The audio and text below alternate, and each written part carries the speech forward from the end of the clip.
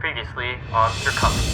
See a guy, he's in his mid-40s, sweating profusely. He's kind of like a heavier set build, but he's not like fat or anything like that. But he's like rushing, he's like running. He's like, hold the door, hold the door, hold the door. The next one. As you guys are moving towards the next subway car, you feel kind of like a tremor, and then you feel kind of like a weird, kind of like rising feeling, kind of like screams, I think. Very high pitched. It sounds like kind of a bunch of voices kind of bouncing down the tunnel, but things buzzing around in the sky. It looks like most of them have people kind of in their clutches, but there are two that are kind of buzzing in the area. Will our players survive this episode? Find out and enjoy episode 2 of Circumference.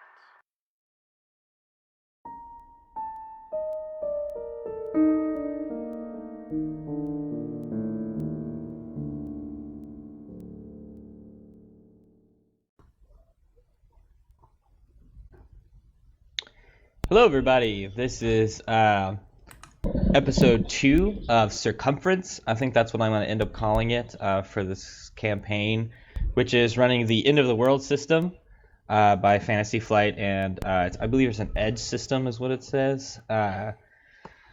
Last time we left you with our players basically trying to catch a subway back to their hotel after attending kind of a convention similar to PAX, and then some weird shit happened.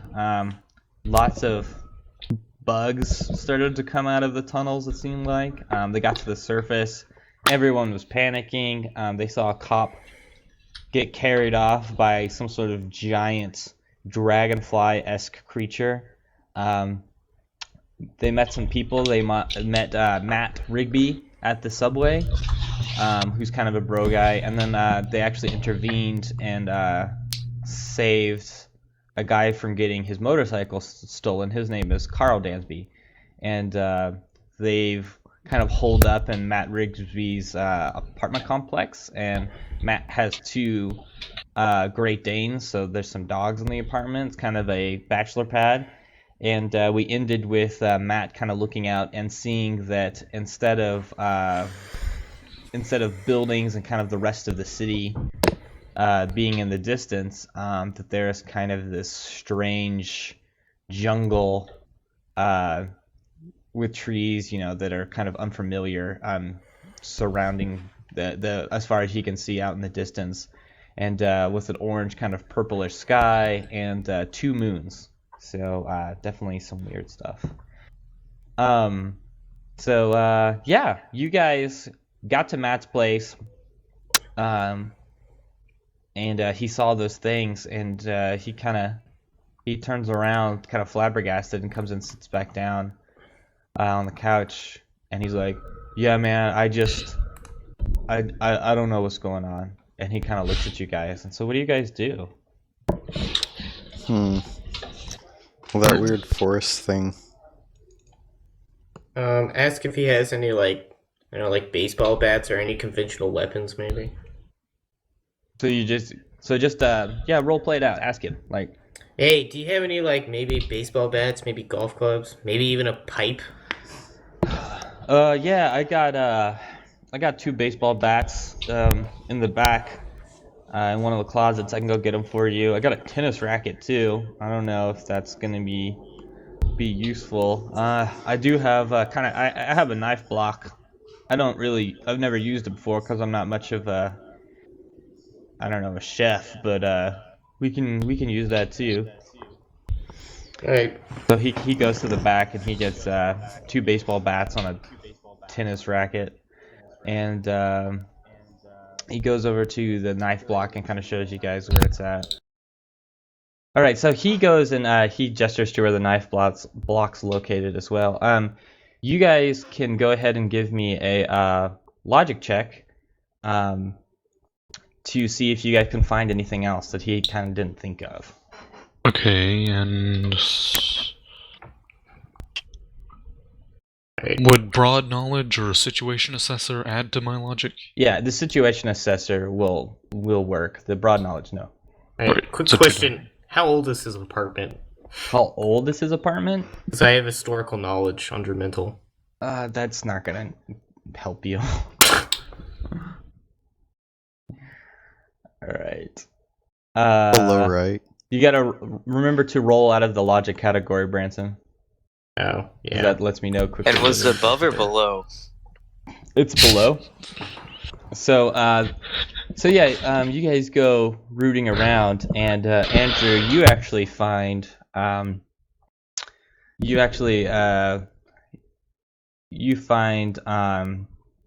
tucked actually beneath the cushions a revolver, like a snub-nosed revolver of the couch. And What the Damn. do you show it to Matt? I mean, do you let anybody know? Yeah, I let them know, but I make sure to keep the barrel down. Okay. So Responsible. so you show that to Matt, and Matt's like, "What? That's not mine. I don't know where. You found a gun in my couch?" And you see him kind of think about it for a second, and he's like, "Oh, that makes a lot more sense." And he just kind of like has kind of a blanket stare for a second, like he's remembering something. And he's like, "Well, I guess it's good for the situation."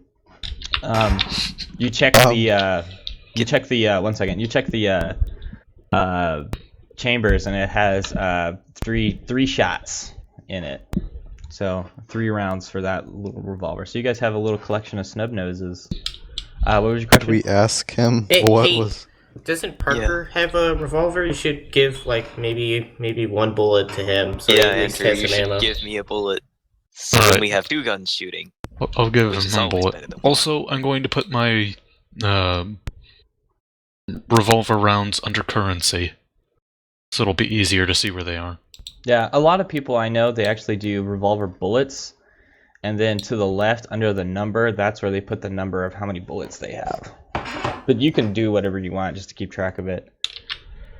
Oh, so yeah, you guys, you give one of the bullets to Parker? Yeah. Okay. So and all the while you guys are doing this, it's starting to get darker outside. Some time has passed, but it's kind of a weird twilight. Instead of being kind of purpley orange outside, it's kind of becoming kind of like a darker blue. But definitely like levels of light are going down, and also the whole time you guys have heard outside occasionally gunshots, yelling, like some crashes. There's still a lot of commotion on the street level, and there's a building kind of nearby-ish, like across the street, that was on fire and is now very much engulfed in flames. But it's kind of across the way, but the smoke is just like winding up into the sky. I think we should. Oh, man. No, you're good. So what do you guys do? Alright, I think we should actually check for some first aid here, just in case. Well, Okay. since he had a gun... Oh, Matt, do you have any extra bullets? No, man, I'm not a big fan of guns, bro. If you get my swing, I hang out with a lot of rough people, and so I think that one of them probably ditched a gun in my apartment. Oh, well, I guess that's convenient. Then, what about first aid or something along those lines? First aid. He kind of thinks for a second and goes, "Oh yeah," and he goes into the back, and he comes back with a big box of Band-Aids. This is the best that I got, bro. This is what I got. And while you guys are doing this, you see that Carl, he sat down on the couch, and he's kind of like hasn't been talking. He seems to be kind of checked out a little bit. And Carl is the guy that you guys say, or saved from getting robbed to get his motorcycle stolen. And he's just kind of checked out, basically. Can I talk to him? Like maybe use charisma and be like, "Hey man, it's okay." Sure, yeah, you can go and comfort him. So go ahead and give me a charisma check, and you're gonna need 2 successes to kind of get to him. So I have nurturing, so do I get the bonus? Yep. Alright. Shit.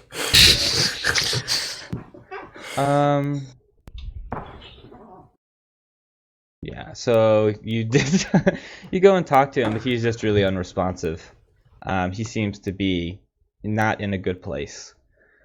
There's another thing that's going on that you guys are going to have to address. The two Great Danes that are in the apartment complex, they're not barking a lot, but anytime that something big happens, like occasionally like a gunshot or something like that, they start to bark rather loudly. And then they kind of settle down again. And you see Matt kind of go over and he goes to comfort them, and he's like, "Oh, it's all right, Snoopy and Gandalf, it's gonna be okay." He goes and comforts his two big dogs. So he looks around and he's like, I to be honest, I don't know what to do, guys. Phones aren't working. It looks like we're in another place altogether. I mean, there's like no military response or anything like that. I don't know. I can't get a hold of my mom or anything because I don't know what to do. You use that map to go to the center of the town. So to the center. Why do we need to go to the center of the town? We need supplies. Yeah. Oh, and because the person that on the guy. subway, the person with the briefcase, he mentioned something about center We of should town. plot our route so we can see if there's any stores we can. Okay, so let's get organized, bros. Okay, let's make a checklist of what we need to do. So you guys are saying get to the center of the town because you guys saw some weirdo.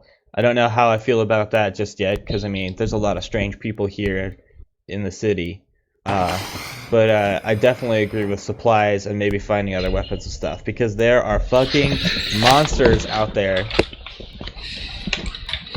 We need guns and more ammo. More importantly, we need first aid.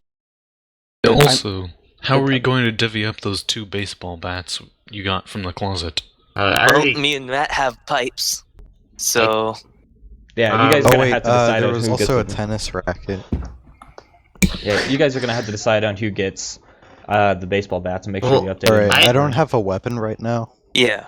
Can I take one of the baseball bats? Because I only have a fire extinguisher and like a knife. Yeah, so I think Branson and Matthew should take the baseball bats since they don't have anything.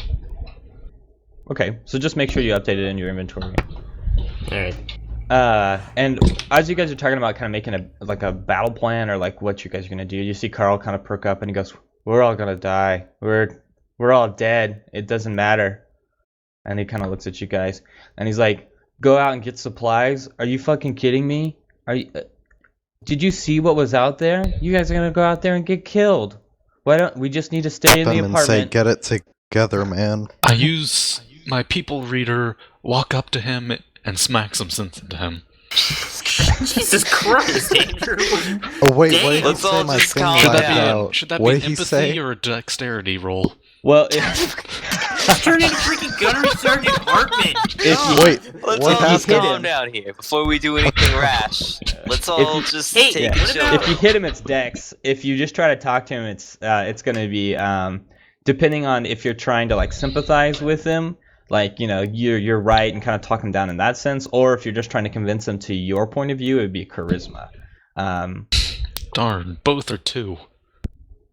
Hey, what about if I use my charisma? Maybe I can try You- again. You've already failed the charisma one, but you can go and empathize with him. I mean, you can lie and be like, we're not going to go anywhere to kind of talk him down. But yeah, since you can try the charisma thing a little bit later.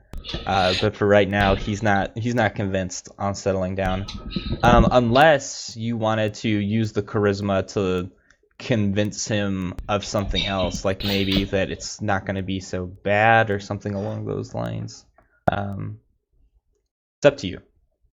I guess we could convince him, like, hey, like, you know, since the world has seen this, there's probably gonna be like maybe the military coming soon. So Okay. So go ahead and give me a charisma roll. Jesus You would have Christ. also have gotten the nurturing, so you should roll 12. Yeah, You should Yeah, roll so just let me roll again. one more d6. Just one more d6.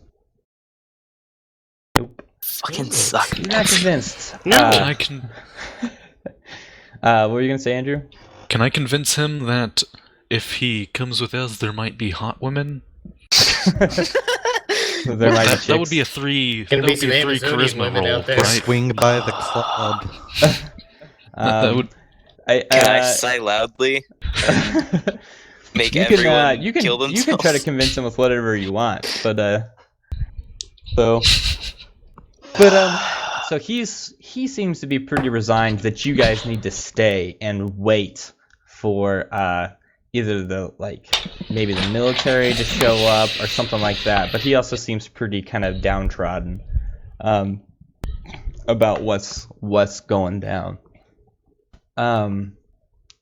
So what do you guys do? Matt seems like he's ready to get out and kind of get into the shit because he's kind of an action-y guy.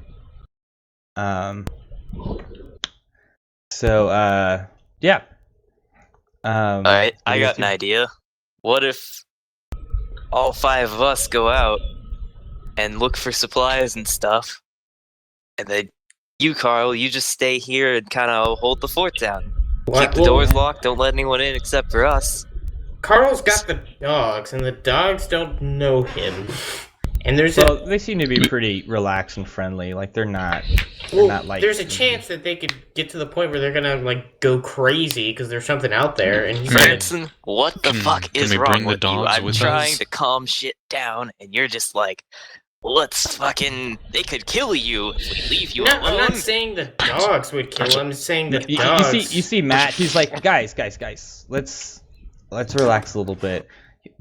Carl will be fine with the dogs. All right, guys. He'll be all right. The dogs are my dogs are nice. They're okay. He'll be safer, I think, here probably with the dogs than going out. I mean, I have literally no food in my apartment. I just order out all the time. You understand? You get that, bro?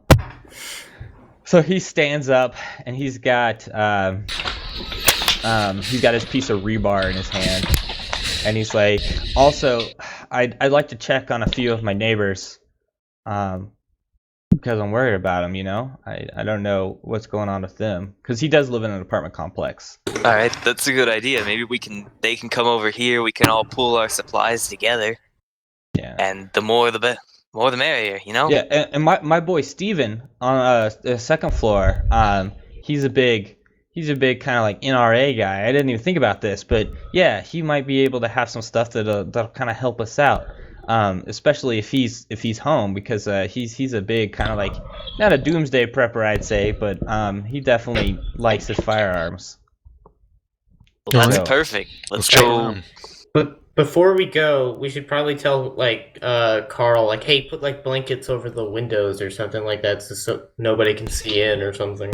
Okay, Like, so Carl like shakes his head, and it kind of snaps him out of it a little bit, because it seems like that was a pretty good suggestion. So he goes and puts like some blankets and stuff like that Matt owns over the windows, and goes and sits back down on the couch, and you see him kind of like vacantly petting Gandalf, the Great Dane, and the other one's kind of like a spotted one. That one's Snoopy.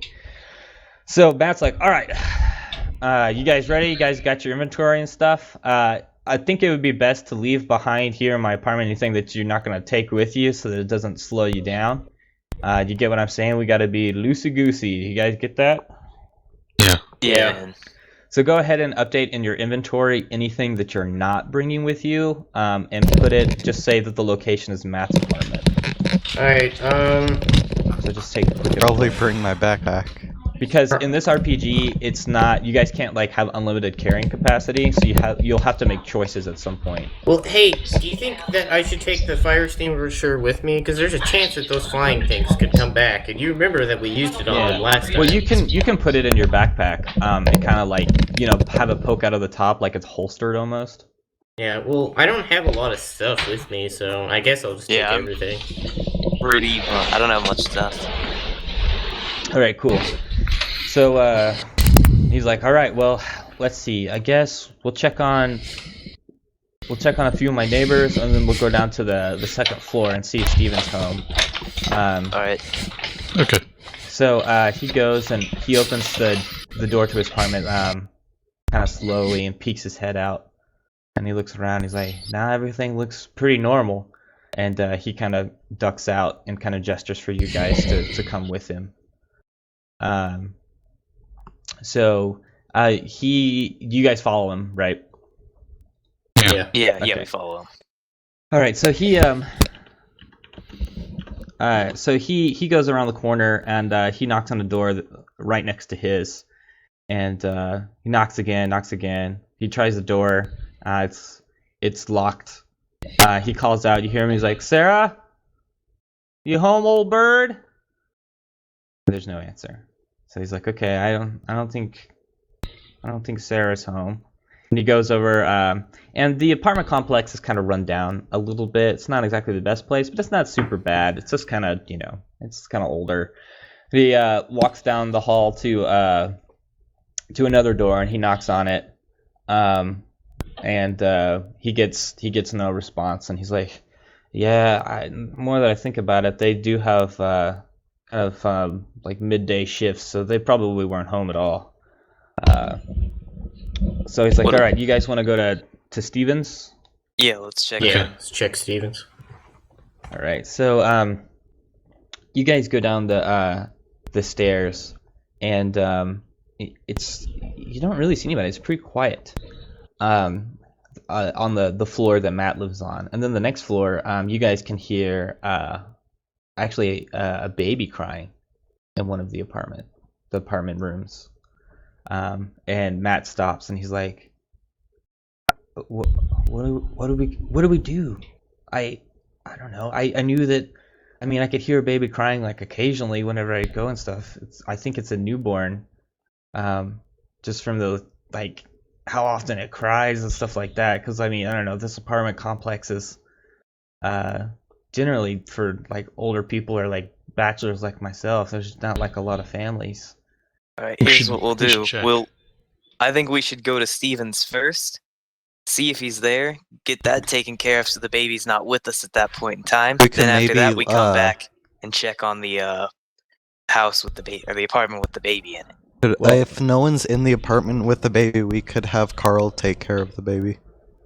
Yeah. Yeah. So you see, whenever you say that to him, Matthew, Matt's jaw kind of clenches a little bit, and or Parker, sorry, and he's like, "No, man, we gotta check on the baby. It's crying. I don't know, like it could cry and like attract those fucking dragon things that we saw earlier. Like, what if that happened? And like while we were at Stevens." All right, I guess you're right. We'll go check on the baby first. Okay. So you guys down with that as well? Yeah. All right. So you guys are on the floor Sure. above where Steven would be. You guys are currently on the third floor. So you guys go over to the door where it's at, and you guys can definitely hear kind of like a muffled crying, and it sounds pretty intense. Like the baby obviously sounds like it's not in a good place. So he knocks on the door and he's like, "Hello? Hello? Open the door, bro. Is anybody home?" And there appears to be no response. So what do you guys do? Alright, maybe we We can just could try opening can the fucking window. door down. Parker could kick the door down. I'll say, if there's anyone there, respond, or we will force open the door. Okay. Yeah. All right. So there's no response. Alright. All right. Then I'm gonna Okay. go kick the Kick door down down. the door. All right. So this And- is going to be a vitality. Whoever is attempting to kick down, and for you can have one person help you do that because there's just about enough room for another person to kind of help you kick. All right. So Andrew If- should probably help him. if you get Matt to help you, you'll get +1 added to or sorry, -1 added to one of the rolls that you make because he's bigger. Oh, okay. All right. So who's gonna make the vitality roll? I guess I will. And I'll assist, and can I use my... No, wait, don't have that. No, okay. I don't have anything to assist in that. Let me check my other stuff and see what I have. Yeah, It and make might sure that roll. you guys are paying attention to your negatives as well. Yeah.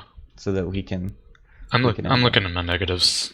Yeah, I wouldn't be able to help him. One of my negatives is clumsy. Clumsy I mean, wouldn't my- apply. You'd be all right. My high That's pain for more tolerance. dex. Yeah, but I could might. kick down the Yeah. door and then fall. Maybe. No, I won't make you roll it. Yeah, Andrew said he had that high pain tolerance, if that would help for like another kick or something. Okay. Pain tolerance, not so much. I think the only one that's. I think you should. Well, the positive die. Parker, you'll get the skateboard legs. But let me see here.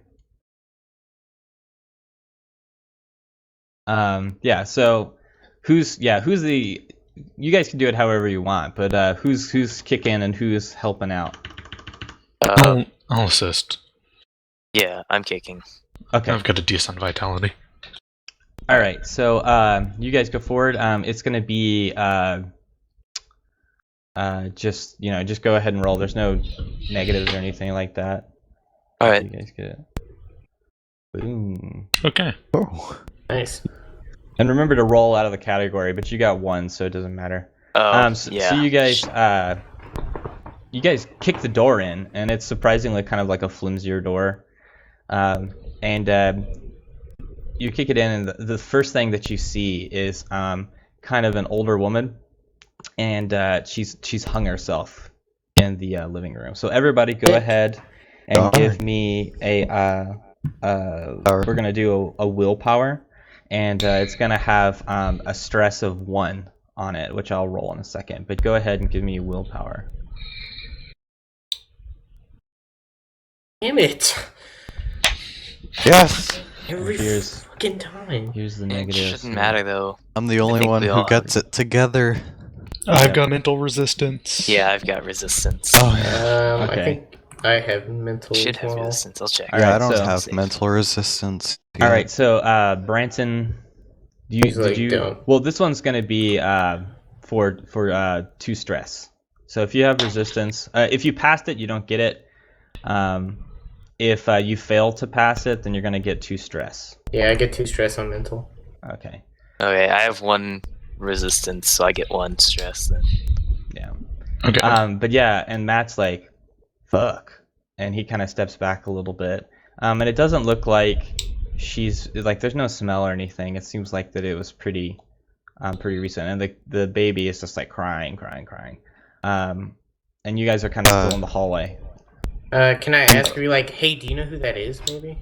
Yeah, Matt's like, I have no idea. Who would leave a baby? And he I think kind of like, Branson Hey, should try Branson, and you're calm the pretty baby nurturing. down Why don't because you go? nurture. Hey, but Yeah. you know I fuck up on dice rolls, so... You're really nurturing though. I Oh. think you should go forward and Alright. try and. What would that be a roll under? A charisma, maybe? what are you or- trying to do? They want me to nurture the baby. All right. Well, first you guys gotta Feed go him inside. for no breath. So you guys go inside. You see that it's kind of you see photos up on the walls. It's a nicely decorated apartment. You see kind of like a family photos with pictures of like a kind of like a middle-aged couple with a new baby, and then like a kind of a grandma in the picture, which appears to be the same person. And so you guys go into one of the side rooms, and you see that there's a crib, and that there's a baby crying, very red in the face. And when it sees you, it kind of whimpers a little bit and doesn't cry as much, but it's still crying pretty loudly. So what do you guys do? You guys see this baby? Hey, I still need the 2 tokens for Oh, you need stress. 2 tokens? Okay. Yeah. You can I make your own think- tokens. I for the guess different I brains. could nurture it. All right, so you're gonna try to calm down the baby. I guess. All right. Let me give you those 2 tokens. Yep. Wrap. So yeah, to calm down the baby, is gonna be a charisma check, and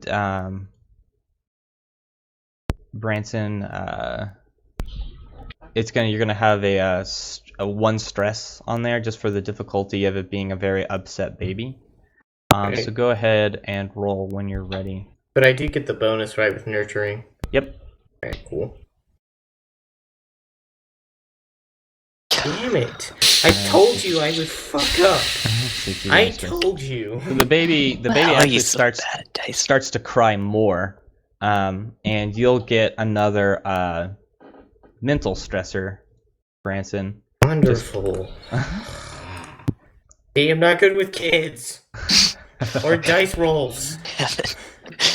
Can I use my logic and broad knowledge and situation assessor and stuff We're gonna lecture the baby. check and see what the baby's fussing about and try to make the baby happy?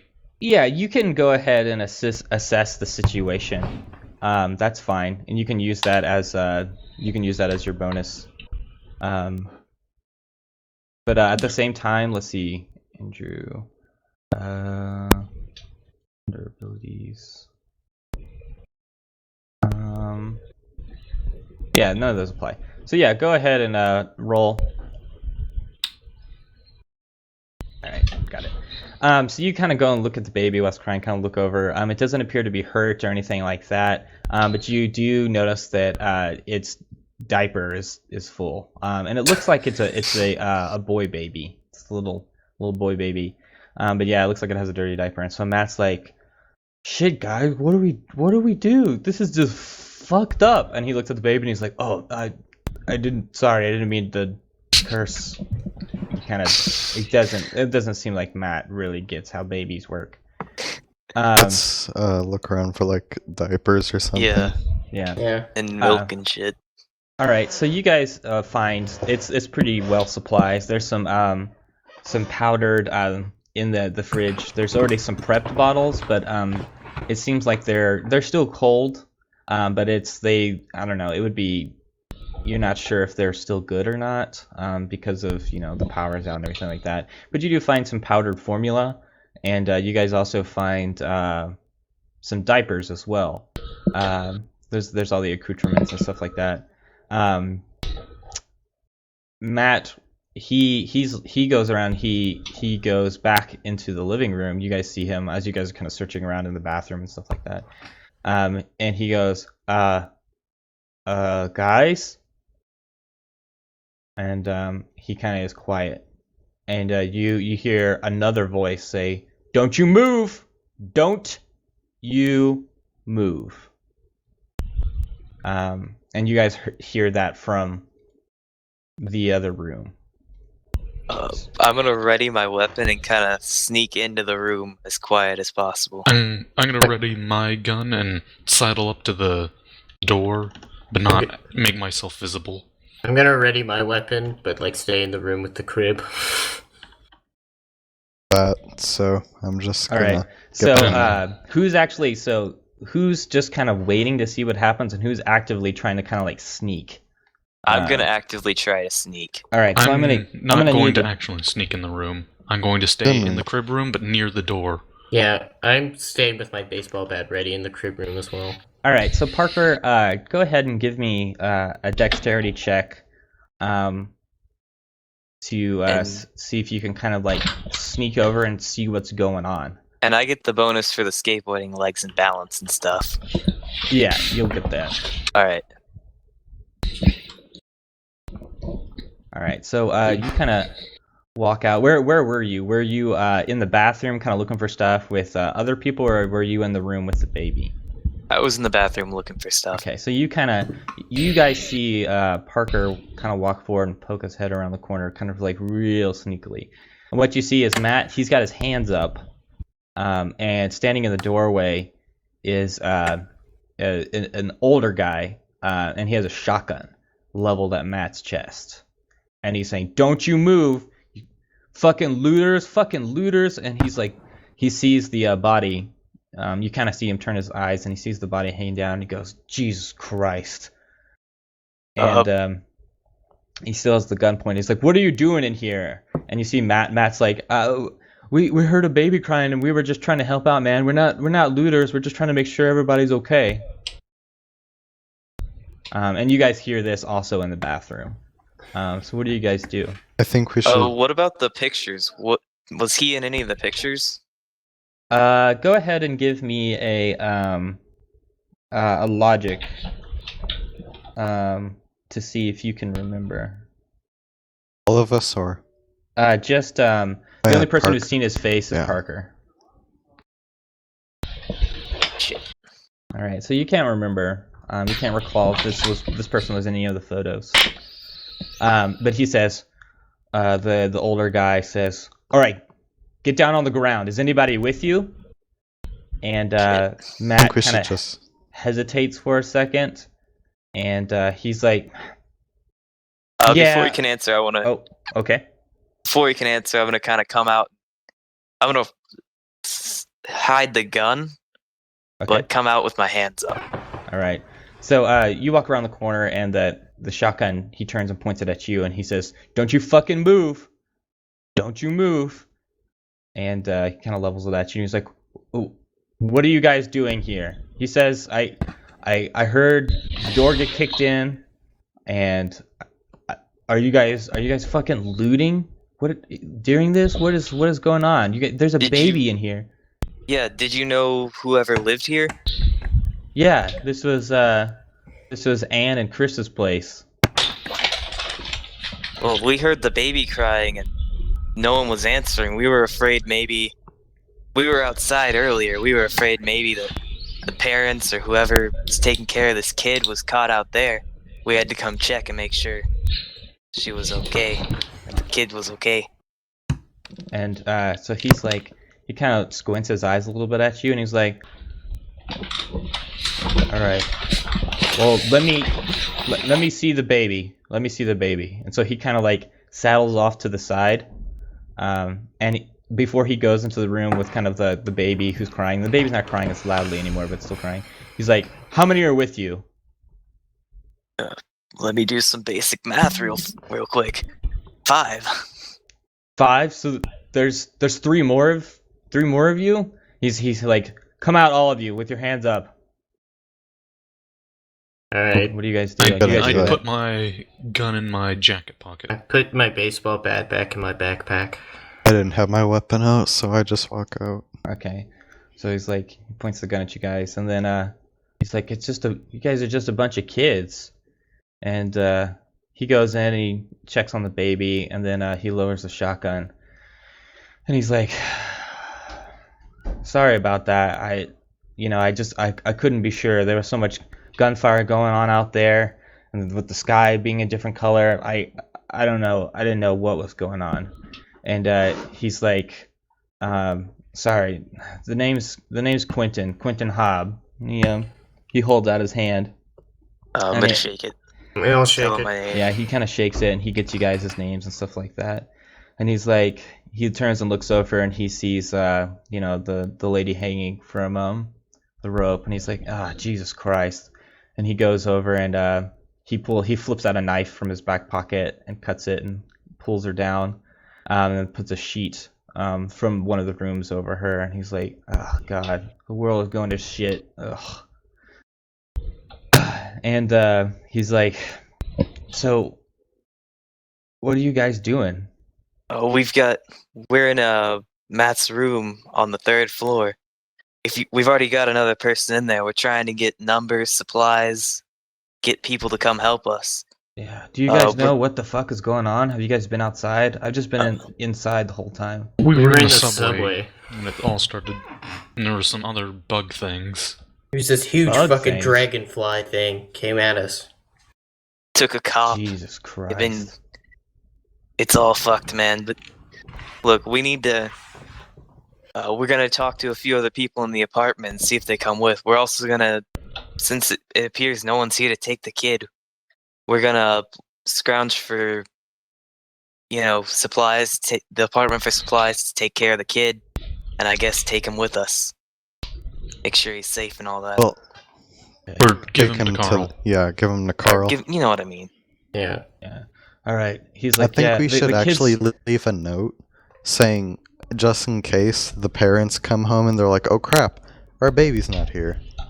Quentin, Yeah, that's he a good hears you idea. say that, and he's like, yeah, that's a good idea. All right. Yeah, the baby's name is Ethan, by the way. I hear him crying a lot. He's definitely a loud one, but I'm just glad that he's all right. And he kind of turns and looks, and he's like, God, Jesus Christ. He looks at the body covered in the sheet. Well, I guess we need to get out of here.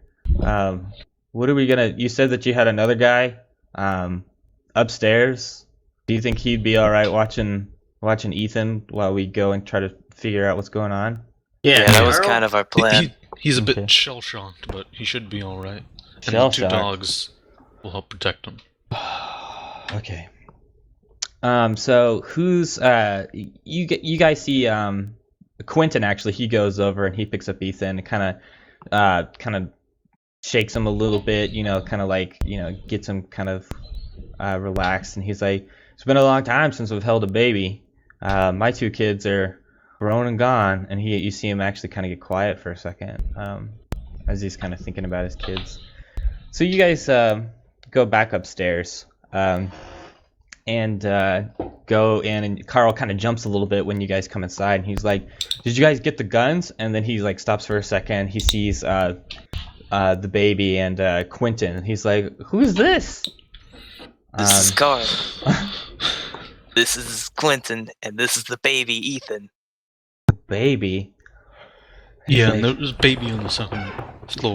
we can't take care of a baby. Like Carl like stands up and is like, what are you guys doing? We don't know. Do you guys know anything about taking care of kids? And you see Quentin, and he's like, yeah, I've raised two. I've been through the trenches with that. So you guys just leave Ethan and me. I can take care of that. You said your name was Carl, right? And Carl kind of like shakes his head, and he's like, right. Well, your friends are gonna go look for supplies and kind of figure out what the hell's going on. I don't know. He turns and he looks and he's like, guys, I'm an ex-cop, so I know the city pretty well. Or retired cop, I should say. But also, I don't know if Carl's gonna be up to the challenge of taking care of this kid, especially in a situation like this. Do you guys want me to stay or go? Yeah, I think you should stay. Stay. Someone's got to and hold down the fort too. We should trade weapons with him. Yeah, I was also gonna say, maybe we could. You have an apartment in this building, right? Yeah, it's actually right across the hallway. That's how I heard you guys kick down the door so loudly. Can we have your keys? We're gonna go see if we can get some food, ammo for other weapons and stuff, clothing, all that stuff, and bring it on up. Do you guys even know how to work firearms? I mean, Yeah. What are you Yeah. guys? You guys are like 14, right? I've Yeah. been through Boy Scouts. Tried a Glock before. I'm actually 16, and yeah, All right. I've been on my grandparents' land. They've taught me how to shoot guns and stuff. Right. Okay. All of my guns have guns locks. They're set up well. Just bring them up over here. I'll get it sorted out. But in the meantime, I'm gonna take care of Ethan and make sure that he's all right and kind of check him over. And he throws the keys over to Matt. And Matt catches him out of the air. He's like, all right, just right across the hallway. So And- he gets kind of set up with Ethan, takes him into kind of Matt's bathroom. Cody, but before he leaves, I'm gonna ask him like, hey, Yeah. quick question. Do you have Mhm. duct tape and flashlights? Yeah, I got 2 rolls of duct tape and a couple different mag lights underneath the sink. You guys will find it. And he kind of gives you a rundown of where different things are in his apartment so that you guys I'll be can right back. find it easily. You're good. Alright. So do you guys go back into Quentin's apartment? Yeah. Yeah. All right, so you guys go downstairs again, and open up Quentin's apartment. It's kind of like an older guy's place. There's a bunch of pictures up on the wall of like him and his kids and stuff like that. There's some beer bottles kind of stacked up in the kitchen. But you guys find he had the shotgun with him, but you guys find a box of ammo that holds 20 rounds for his shotgun, as well as one 9mm, and then you guys also find a Beretta as well, and those have 20 rounds for them as well. So make sure that you guys are taking inventory, and if you need me to repeat it, I can. And also divvy up who's getting what. Alright, can I get the 9mm then? Yeah. So there's the 9mm. You check the clip, and it's not loaded. But there's a box of 20. Basically, there's a box of 20 shells for the shotgun, 20 for the Beretta, and 20 for the 9mm. I'll take the Beretta and surrender the snub nose. All right. And all of them have gun locks on them, and he told you where the keys were. So Hey, you guys... Andrew, you should probably give the snub nose to Matthew, because he doesn't have a gun. Can't he take the shotgun? The shotgun is up in with Quentin, but you guys are headed back there anyway, so we don't need to beat it up. You also find 3 rolls of duct tape underneath the sink, as well as 3 heavy-duty mag lights. And some D batteries. You find enough D batteries to like replace the mag lights after they've run out once. You also find he told you in his bathroom he has a kind of like emergency response kit, and inside is like bandages, as well as some stuff if you get shot, to kind of like treat that, kind of like an emergency combat response kit. And it's in a blue bag, kind of all, and has like a strap so that you can carry it around. Yeah, you guys find all that. You look around, you don't really see anything else, unless you guys want to give me a logic check to see if you guys can find anything else of use.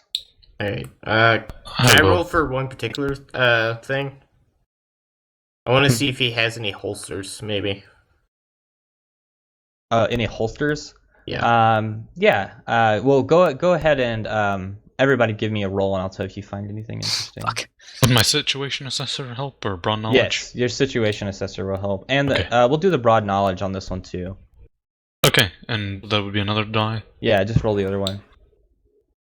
All right, so Andrew, you actually go into his closet and look in there, and inside you actually find a pack of gardening tools, surprisingly, and inside you find a pair of like big shears, as well as it's basically a machete. It's used more so for like clearing bushes and stuff, but it's a machete. You also find inside of the closet some holsters. There's a chest holster, as well as kind of like a sidearm one, and you also find a taser as well. So quite a bit of stuff. And also searching inside, you find a set of handcuffs. There's 2 handcuffs. And so you find actually a lot of stuff that I guess he just didn't think of that would be useful in the situation. But yeah, you guys got quite the amount of stuff. Alright. Yeah. Returning to the flashlights, are they just normal flashlights, or are they security guard flashlights? They're security guard ones. They're like the big Right. heavy duty metal, like steel casing ones or whatever, so where you could like hit somebody if you had to. Alright. I'll take one. Can I take one of the holsters, Andrew? I would like and the I'll take a machete. holster as well. I would like the machete. All right, so you guys bring all this stuff back to Carl's anyway, so we'll divvy it up. So the first thing is Quentin seems kind of attached to a shotgun. He has that. It has 20 shells for it. I'll make note of that. We also have the Beretta, which has 20 rounds for it. The clip is empty currently, so you guys will have to load it, but it has 20 rounds. So first of all, who's taking the Beretta? I will. Okay. And How much does the give 9mm somebody- have? The 9mm has 20 rounds as well. You'll have to load it up. I'll take the the Beretta, 9mm. the Beretta has a clip size of 9, I believe, and 9mm have a clip size of 7. But just kind of remember that. Make note of that if that's the gun that you take. You guys also found 3 rolls of duct tape. Is anybody gonna claim access to? I'll claim one. Okay, just kind of like tuck it away. Yeah. I'm gonna have a list at Matt's apartment of things that you guys have of use that you're not necessarily keeping on you, so you don't have to worry about. Who's gonna take the taser? I think I should take the taser, so since I can sneak better than everyone else, it might be more efficiently used. And yeah, how are we gonna divvy up the handcuffs? I want them I think. Well, did it come with the key? Yeah, the key was in there as well. Okay. All handcuffs, I think, have the same type of style of key. I think Matthew should take the handcuffs. All right. So, I mean, Matthew, that's up to you if you want to take them or not. Other things of interest are the mag lights. So, you guys found, I believe it was 3 down there. I took one. Yeah. So Andrew has one. Who else has one? Matthew should take one. Parker, do you want it, or do you want me to take it? Yeah, I guess I'll take it. I also want to drop my pipe that I had and replace it with that machete. Okay. So you can. Or you can give the pipe down to Carl, so at least he has a weapon. Yeah, Carl kind of eyes it. He kind of picks it up and puts it next to the couch with him. So you guys also found the kind of like first responder kit in a blue bag with this kind of like in a blue satchel.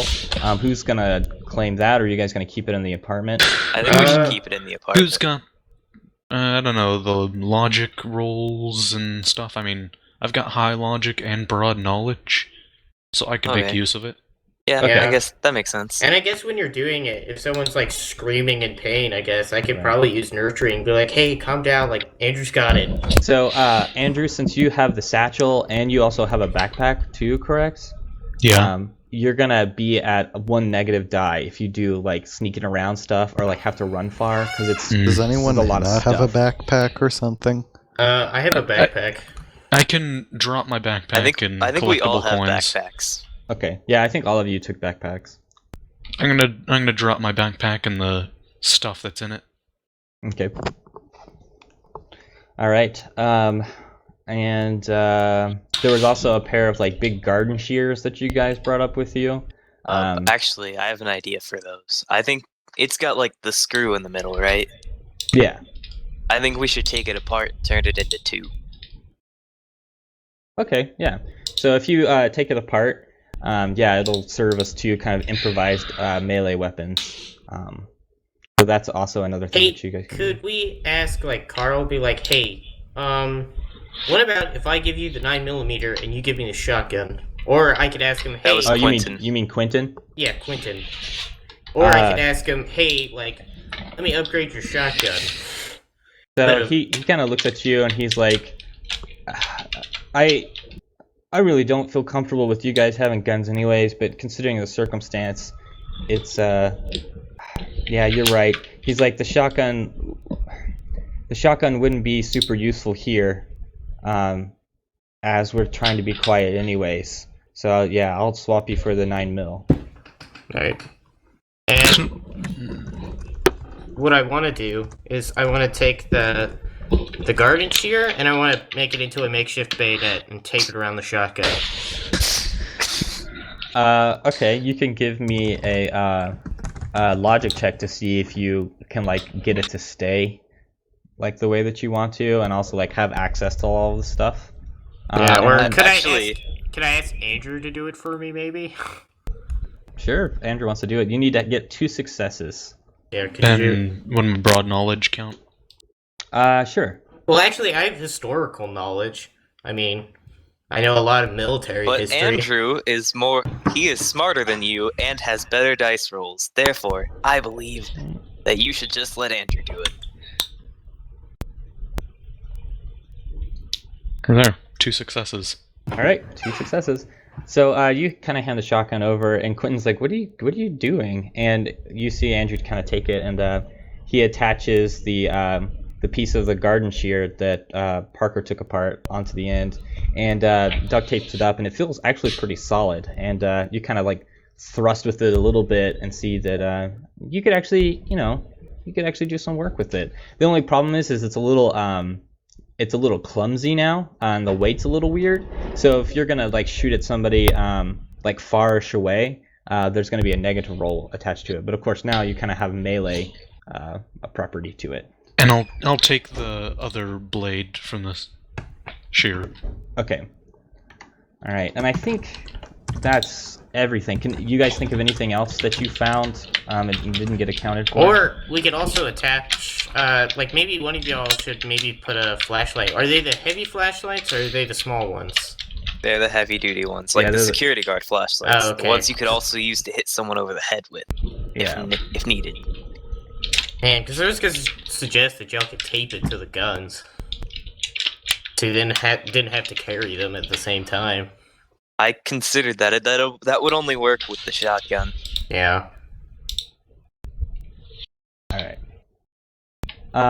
So you guys kind of get set up, and you see Quentin kind of like, cooing to the baby. And then he turns to Matt, which he's kind of like superimposed as you guys as like leader or whatever, just because he's older. And he's like, all right, Matt. You mentioned earlier that you had a friend downstairs who would be able to help us out. That this is kind of like a situation that he'd been prepping for some time. Are you guys still gonna go over and check on him? Yeah, we are. Even if he's not home, he should have some stuff that would be useful. Okay. So, all right, I'll stay here with Carl and Ethan, and you guys go on ahead, and then I guess check back after you've checked out the apartment. He kind of goes back to tending to Ethan. So what do you guys do? Matt's kind of like set up, but Matt, he kind of looks at you guys and he's like, "Yeah, I saw you guys divvying up the stuff, but I've only got this piece of rebar with me." You could have come forth and asked for something. How about yeah, well, you guys give him were one really of the into machete? it. Hey, I could give him the baseball bat. Well, I've got the gardening shear. That's what I was machete thinking. thing. Since you have an actual gun, Just know maybe we that he should give doesn't him. like. Remember, he doesn't like guns. So Yeah, And that's he would why I was probably be thinking we really should bad give with him. him. That's what I was also thinking. I think he should keep he should have the pipe as like a blunt weapon, and then we give him that other shear, so he has two Piece now. of shear. Yeah. You try to suggest with the shear, and he's like, I want one of the baseball bats, and he kind of like gestures at the people who have the baseball bat. He's like, yeah, just I'll give take the give me pipe. one of those. So, take the pipe. all right, and you're giving him a baseball bat in Yeah. trade? Okay.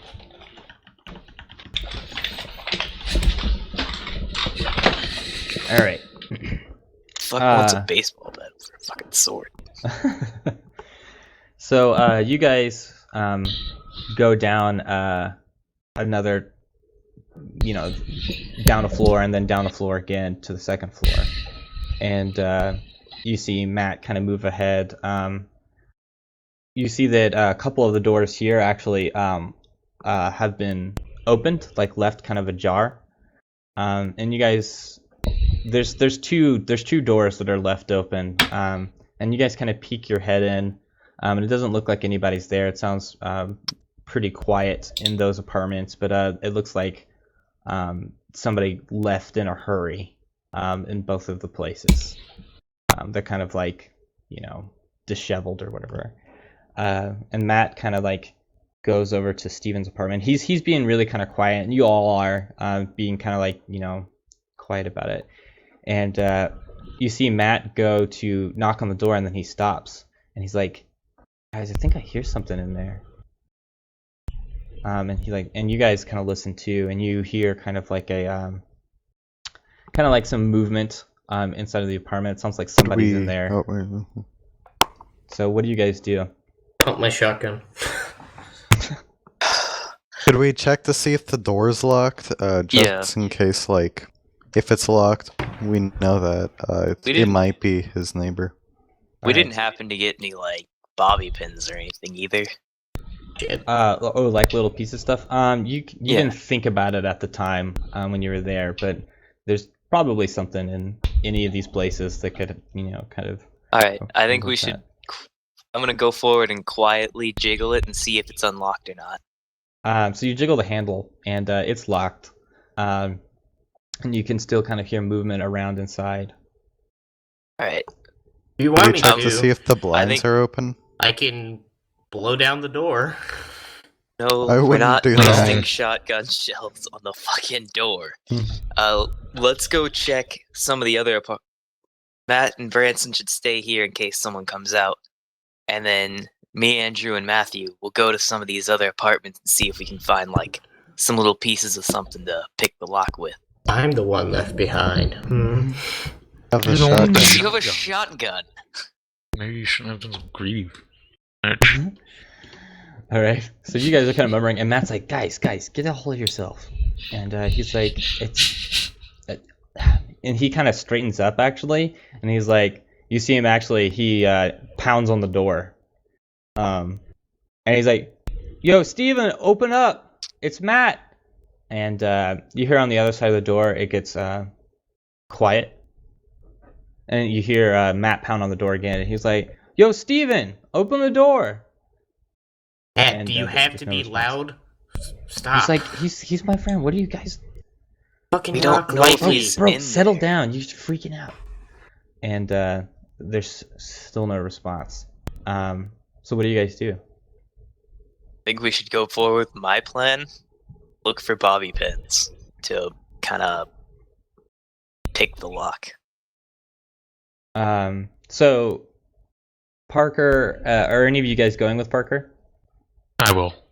I will So too. Parker and Andrew and Matthew, as you guys are kind of like turning or whatever to go, all of a sudden the door just gets like busted through, right through the center. It gets torn right off the hinges, and it pins Matt up against the side of the hallway that the apartment complex is, and you guys see that it's one of those dragonfly things, and it's about the size of kind of like a small horse. It's got like I mentioned earlier, 12 legs, and the front of it is these big eyes, and you guys can see right now kind of this like gaping maw of like these mandibles, and also kind of like clampy teeth at the same time. Does it And have it's- any like weak points on its neck or something?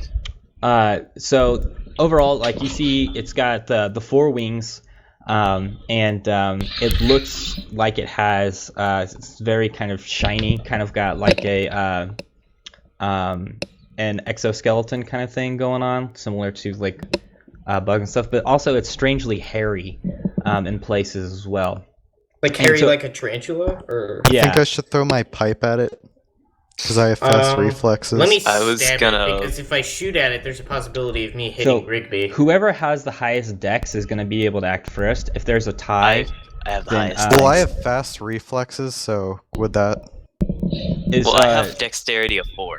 yeah. So if you've got whoever has the highest dex, okay, I see gets what to you go mean. first. Yeah. But the situation is Matt is trapped on the other side of the door, kind of like the door is between him and the dragonfly kind of monster, and he's kind of like curled up underneath the door, and this thing is like trying to get to him, and it's like trying to like claw through the door or whatever and like bite through, and one of its eyes is focused on you guys as well, kind of like it's kind of like a multi-eyed thing like a dragonfly, but you can definitely see kind of like almost like a pupil move through the things, and it kind of turns and looks at you guys. So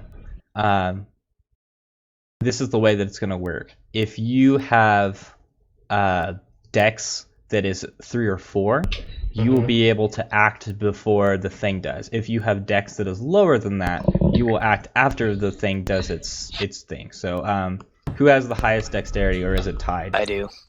I have 4. Alright. All right, so Matthew, what do you do? No, it's me. Oh, sorry, Parker. For some reason I get you two confused. All right, Parker, so what do you do? And you said there's no like weak points on the exoskeleton. It's all pretty solid. So you can take the time instead of like doing an attack action or something like that to kind of do a logic roll to kind of look over it. Oh, never mind. I'm gonna go for its eyes then. I'm gonna go try and stab one of its eyes. So you're just gonna Try the thrust wings. forward. Yeah. All right, so this is going to be a dexterity, and it's going to have a stress of 2, because this thing is kind of thrashing around, trying to get to Matt on the other side of the door. All right, and I get, since I'm sort of lunging and pushing myself off towards it, I get the bonus for having the strong legs, right? Nope. In this case, it's too close. You just kind of like take a battle stance, and you're going to kind of swing. To kind of hack at it. So this time you won't get your feet. So go ahead and roll, and then I'll roll the negative dice. So you succeeded there. Let me do this. You didn't gobbled, but you're gonna go ahead. I'm gonna give you 1 stress under mental for seeing this. Okay, well, you have a resistance. Yeah, so you're good. So you step forward and just bring this thing down on its eye. And when it collides with it, it's, instead of like kind of like a viscous blood like you're used to kind of seeing, gas escapes from it. It goes whoosh, and kind of sprays out towards your face. So go ahead and give me a dex check. And it's going to be, you're going to need 2 successes to get out of the way of this thing. All right, and would this have my Yeah, escape? you'll be able to Thank get God. back, yeah. Boom, boom. All right, so you jump back, and as the gas kind of escapes, so that's your action. Who's next? Who has? Does anybody have a I have dex of 3. 3? I have 3 as well. All right, so Matthew and Branson, you guys can take your action together as like a combined effort, or go ahead and give me both of you just a regular d6 roll to see who will get to go first, unless you. I think we should possibly go together. I mean, I don't know, I mean, I think we should try and take the, out its wings, just cause.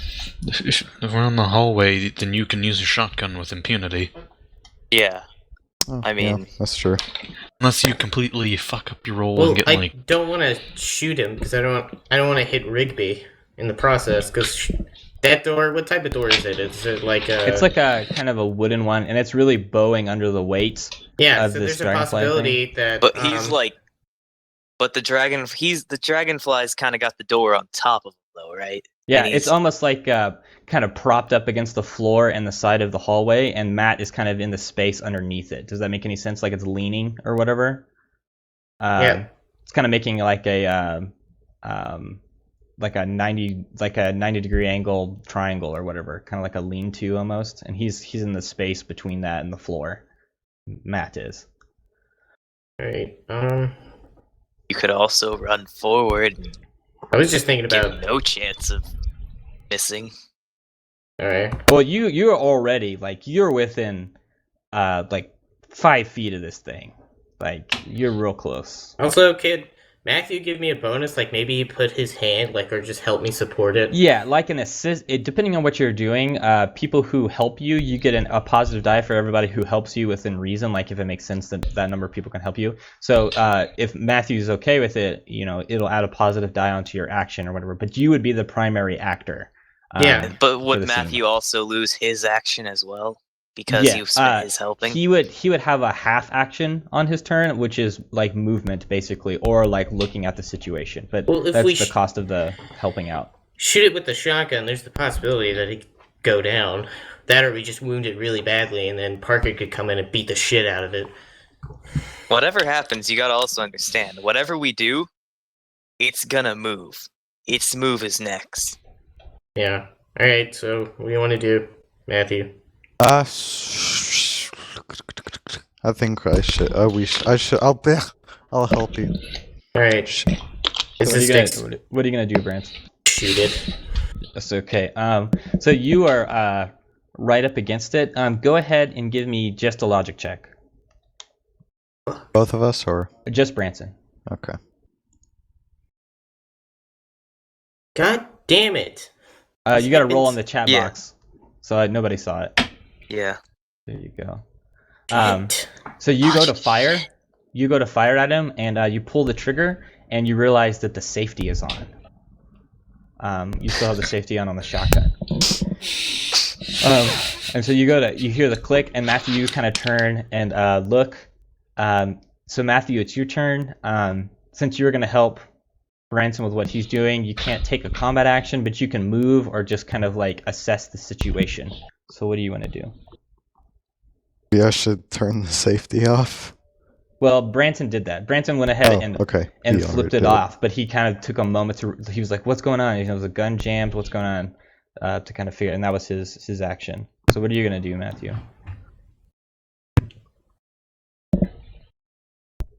You can do a movement thing, assess the situation, maybe shout something. I think let me see what I have. Probably don't have much. Am I able to throw something? No, that would be a combat action. If you want to, you can push yourself to do a full action. What that is you can increase your chance of success, but you also expose yourself to increased risk. If you choose to push yourself when performing a test, add 1 positive die and 1 negative die to the pool before rolling. You may only do this only once per test. So if you push yourself, I'll give you a full combat action, but it's going to add a negative die as well as a positive die to the situation. So you can do that if you want. This is available to anybody, the pushing yourself thing. So what are you going to do? That's the only thing I can think of doing, so I guess I'll do that. I'll try and throw my pipe at it. Okay, so go ahead, and that's going to be a dexterity. So you'll roll dex for that, and you'll add 1 positive, and I'll roll a negative because you pushed yourself. How long has this been? Because fast. This has been like maybe like 8 seconds. So. Oh. You get 1 more positive die. So roll 1 more d6. There you go. And then I'll roll the negative one. All right. So you see Matthew just kind of like reach inside himself, and he just hucks this piece of rebar forward, and it bounces off the side of the dragonfly, but you can kind of see it's where it hit, kind of the chitin, the membrane that's on the outside of it, kind of crack a little bit and releases a little bit more of that gas, but not as much as that you need to dodge as with happened to Parker. And it kind of squeals a little bit, and you see that its attention has turned towards you guys, and it's going to attempt to go after. Let me do a little roll here. It is going after Matthew. And so you see it kind of turn its head, and it squeals loudly at you. And it launches itself forward, kind of like Scrabbles. It flips the door behind it and launches itself forward. So it's going to make a roll right quick. I have fast reflexes. Could that do anything? It's going to be a contested roll. So contested rolls, the way these work is you're going to roll your your die for the thing that's being tested against this thing, and whoever gets the most successes is basically the victor. And so this thing is going to come at you, and it gets a positive die because it's fast. It's got like fast reflexes as well. So it's going to roll. It got 1 success, and so you're going to roll your die in accordance with that. And you got 1 success as well. So you end up tying. But wait, you didn't roll your other fast reflexes. Oh yeah, roll your other one. See if you can get another one. You did. Boom. All right, so this thing leaps forward and basically tries to like kind of pin you down, but you end up kind of like sidestepping it. The only downside to that is it's going to try to barrel through the hallway as well towards you guys. So everyone else, give me a dex check. And make sure that you count in any negative traumas and stuff like that you might have for jumping out of the way, because I think Branson, you have Old ankle an old sprain. Yeah. So I'll remember that. So that's one. Are there any other negatives that apply? I was sick, but I don't think that would apply. Yeah, you don't have to worry about it. And Would the I lack can of sleep get the. affect this? No, lack of sleep doesn't bother you. Okay. Also, do I get the bonus for strong legs? Stuff Yeah, like that? You'll get Okay, that. cool. All right, so everybody, go ahead and roll your positive die. And you're gonna need just a regular success is fine. Okay.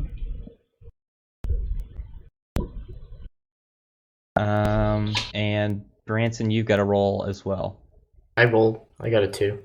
Oh, you gotta, you gotta roll in the chat. We chat. can't see it. You gotta roll in the chat. In the chat. You gotta roll it in the chat box. Man.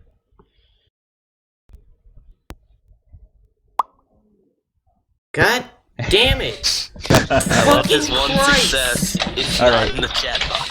So any 3s out of that got gobbled, but I think you guys are all okay, except for Branson. So everyone kind of moves out of the way. For Branson, he goes to do it, but kind of trips up a little bit, and it kind of shoulder checks you back down to the ground and kind of flies over the top of you. And the whole time, like, it has these kind of vicious legs that are kind of like barbed that are like dragging across the hallway. But for the most part, you just got kind of bowed over. And so you're going to take 2 physical stress from that. God damn it! Fucking rolls. So it kind of like slides forward, but it looks like it's having trouble kind of like turning around with its wings because of how small the hallway is. So right now its back is to you. So Andrew, you're up now. So what do? This thing just kind of blasted past you. I pull my Beretta, I turn off the safety, crouch down, and pump a couple shots into it. All right. So that's going to be a dex check. You could aim for the chitin. And since you're using a pistol, you'll get 1 positive die added to that. And my broad knowledge. No, broad knowledge won't apply for this, since it's a dex check. Okay. Right, there we go. Boom. So you blast off, and you see the bullets impact along kind of its back, and you see the gas kind of leak out of it, and it seems to be getting kind of sluggish as the gas leaves it. But the shots were very loud and kind of like fill the hallway up. So everybody, go ahead and give me a vitality check, right quick, to see if it hurts your ear or not. Your ears. And my pain tolerance. Your pain tolerance will apply, yeah. Thank God! Finally, Damn it. fucking good roll. Sorry, Parker. Yeah. So Parker, he fires it like right next to you, and you weren't prepared for it, and so you're gonna go ahead and just take a single physical. I resist. You resist it, but it's gonna, since it was right next to your head, I'm gonna give you 1 day hard of hearing under your physical traumas. So it won't add to your stress, but it's gonna give you like a little debuff for just today. Alright. So you fire into it, and the thing kind of stops. It's getting kind of sluggish, and it turns around. But it was loud, and you guys actually hear behind you, Matt shouts. He's like, "There's another one coming!" And you see another door at the end of the hallway, kind of maybe 20 feet from you guys. It gets busted down, and you see another one of the dragonfly things come through the door and kind of like turn and squeal at you guys. So now we're to Matt. Matt's scrambling out from underneath the door. It looked like he's kind of favoring his right leg a little bit. And he basically shouts, "We gotta get the fuck out of here! We gotta go!" So we're back at the top of the order with Parker. So Parker, Hold you on, just I'm had a typing gun. the thing in. Oh, you're fine. You just had a gun go off next to your ear, and Damn it. you kind of see Matt mouthing something at you, and he's shouting. He looks very emphatic, and he's crawling out from under the door, but you're not sure what he's trying to say to you. So what do? You don't know about the other dragonfly thing that's kind of appeared in the at the end of the hallway behind you guys. It's away from the stairwell. It's like on the opposite side. Like one direction leads to a dead end, and that's where the dragonfly came through, one of the doors, and the other direction leads towards a stairwell, the one that you guys took down. So, Okay. what do you do? And the other bug, of course, is in front of the stairwell. Oh shit. Fucked. But Can remember, I there's those two apartment doors, one on the left and one on the right, that are open. And also the I one that guess got the door knocked I'm off. gonna Yeah, and then run Steven's over. apartment. I'm gonna So there's run over three. to Matt Mm-hmm. and kind of help him up because of the first bug. All right, so you kind of And- help him up, and since you're close enough to him, you can kind of hear now. He's shouting about that there is another one of those things at the end of the hallway in the opposite direction, and you kind of turn to look and see, and you see that it's trying to fly, but it can't quite manage it, so it flips its wings kind of back, and it's kind of just like kind of takes off, kind of skittering at you across the floor, and then kind of like rides up onto the side of the wall. It's coming your direction. So you help Matt up. Where are you helping him to? You're helping him. I think we should go into Steven's apartment. So yeah, we're gonna. Okay, so you pull Matt into Steven's apartment, and you go inside, and you see that the window there has been kind of like busted into you. There's a bunch of blood around. You see what you can only surmise is Steven kind of like torn up in the center. It looks like the thing had kind of been feasting on him. You see some bullet holes kind of like alongside the walls, and you see another dead. You see a dead, what you think is dead dragonfly, kind of like propped up against one of the walls. And next to Steven's body, you see a AR-15. I'm gonna Shit. go for the gun. All right. So you go for the gun. Branson and well, actually, it's going to be Matthew because Branson, you got knocked down. So Matthew, what do you do? Help me, please. Yeah, I'll help. I'll help Branson. Okay, so you kind of help him up. Where are you helping him to? We should go to where Parker is. Which is Steven's apartment. Yeah. The door kind of right next to you guys. Is that where you want to help him to, Matthew? Matthew? Matthew? Can you? Matthew, Oh, you where are couldn't you hear that? going? Oh, sorry. I guess I didn't. The mic didn't pick that up. Yeah, I'm gonna help him into that room. Okay, so you guys kind of go in as well, and you kind of see the same scene. You see Parker kind of dashing forward for this AR-15 that's kind of laying on the ground. All right, so Branson, you just kind of got helped into this room. Your chest is pretty sore, it knocked the air out of you, but didn't really do more than that. You see Parker actually grab the AR-15. What do? You kind of look around. You see that it's kind of a gross apartment, but it's really disheveled. There's a bunch of blood kind of pooled up in the center of the living room. But you see one room that you can look into. You kind of see a bed. You guess it's his bedroom, and you see another door kind of off to the side, which you surmise is maybe a closet or a bathroom or something like that. So what do you do? Go to the closet, but have my gun ready. Okay, so you head towards the closet. All right. Andrew, you saw the rest of the party basically go inside of Steven's apartment, and you see in one direction the thing that got shot and kind of cut up or whatever is kind of coming your way, kind of drunkenly it appears, and then the other one is like full tilt coming down the hallway. What do you do? Can I wait for a bit and then duck in through a door and try to get them to slam into each other?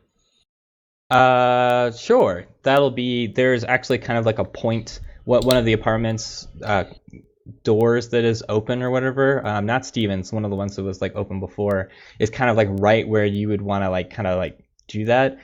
So you're kind of wait and kind of like Toro it or whatever, kind of like the bull thing. All right, so this is going to be a dex check, and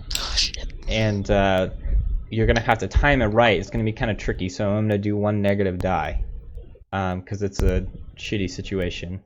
Can my so- broad knowledge help me figure out the time?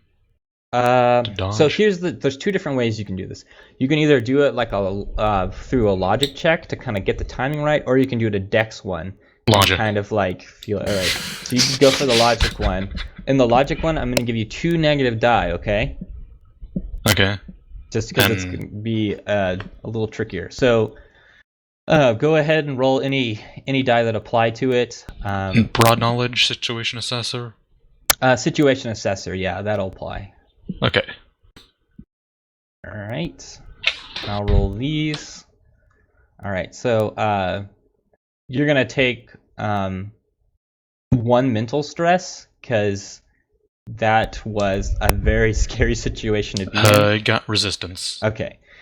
So you just kind of like, you wait for it, you kind of feel it, and then you kind of fall, just kind of like slide into the room right as this thing just like charges past you, and slams into the other dragonfly, and you can kind of hear them get tangled up in each other, and you hear a lot of squealing and stuff like that going on towards the stairs. All right, so you go into the apartment complex, the one with the door open. You see that it's, kind of what you saw earlier. People left in a hurry to kind of get out. So there's a lot of trash around, a lot of like clothes, stuff like that.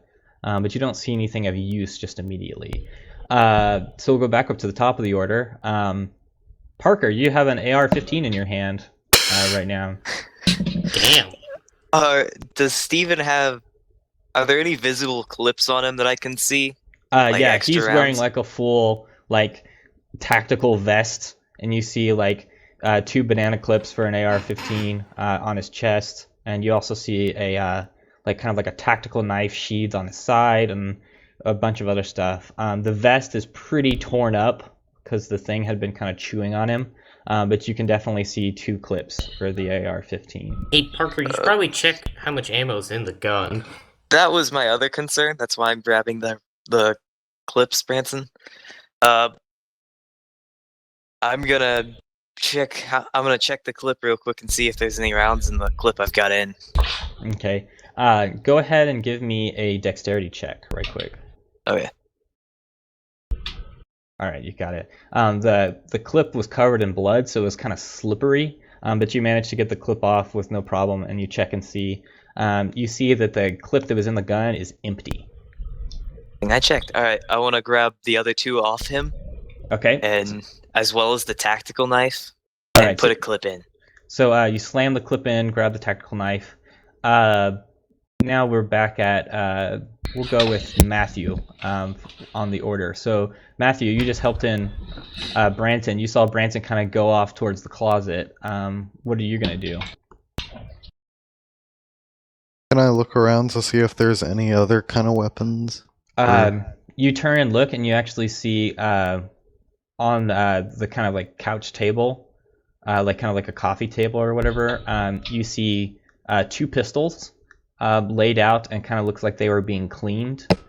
So they're in different pieces and stuff like that. But you see one that looks like it's whole, and it's in a holster next to it. So there's 3 pistols, but 2 of which are kind of disassembled, and one that's in a holster on this coffee table. I guess I'll go over and pick that up. All right, so you run over. Check how much ammo it has. All right, so you open it up and check the thing, and it's full. It's a similar model to the Beretta before, so you count out that there's 9 rounds that are available to it. And make sure that you guys are adding this to your inventory kind of as you go, whenever you're not like the actor or whatever. So you collect those. Branson, you head over to the closet, and you open it up, and you look inside, and you see it's pretty disheveled, but off to the side in a box you see just a ton of MREs, just kind of stacked up against the wall. But other than that, you don't see any weapons available inside of the closet. Alright, I'll take the MREs. How many are there? There's a bunch, and it would be kind of awkward to like start piling them out. But you can start kind of like getting them prepped, I guess, like if you wanted to like set them aside or whatever. I actually, can I go back to the table and do a logic roll to see what it is, the type of gun that's out there, because I have historical knowledge. Are you talking about the one that on the Matthew picked table? up? Yeah. Or the disassembled one? The disassembled disassembled ones. one, to see what type of gun it is with historical knowledge. Historical knowledge. I don't think that's going to apply in this, but you can do a regular logic. If it's not an antique gun, it wouldn't Yeah, be very. it You wouldn't notice really be. you know that it's not an antique gun. I'll give you that. It's newer, like a newer kind of model. Not like Alright. a old school. Well, actually, instead of just doing that, I'll just tell, like, hey, Matthew, like, hey, when we get all this shit figured out, found food. All right. So Andrew, you kind of ducked into that apartment. You hear the scuffling kind of get sorted out, and then you hear kind of like a clicking, kind of chattering, the same kind of noise as before as they were moving, and it's starting to get closer. What do you do?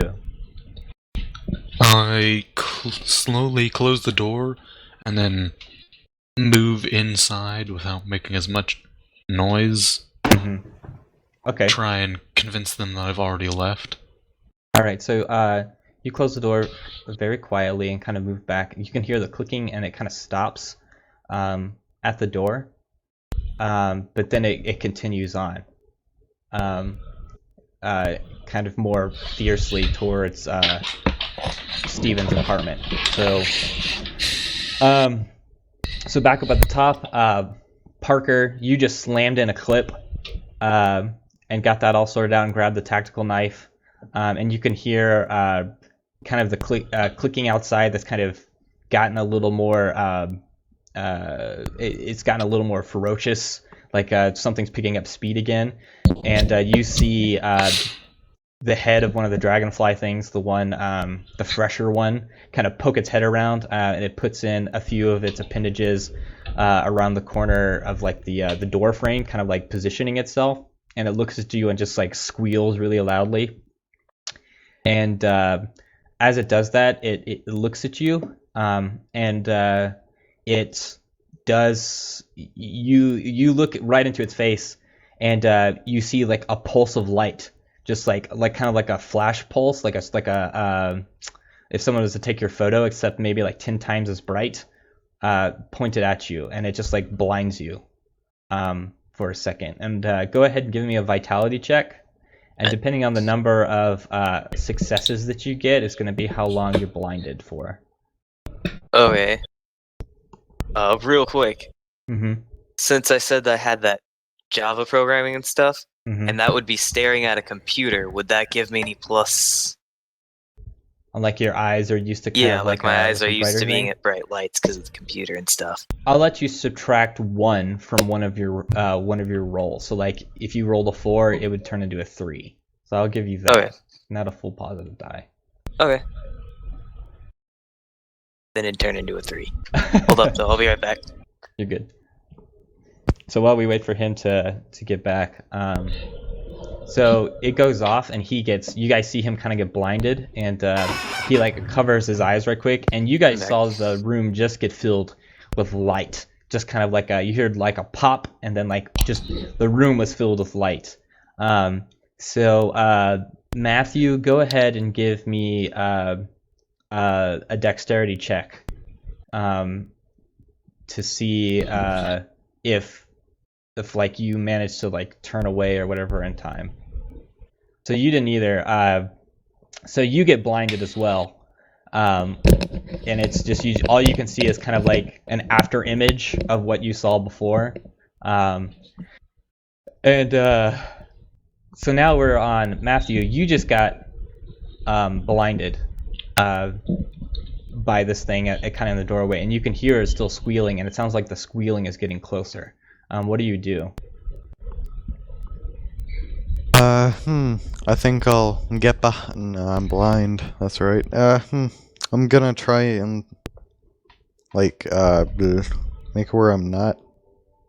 Well, you can give me a logic roll to see if you remember kind of the layout, or you can give me a dex roll to kind of feel where you're at and kind of get into a better position. So it's your choice.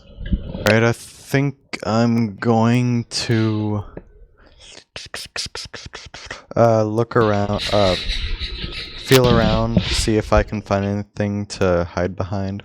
All right. So go ahead and give me the dex check. Sweet.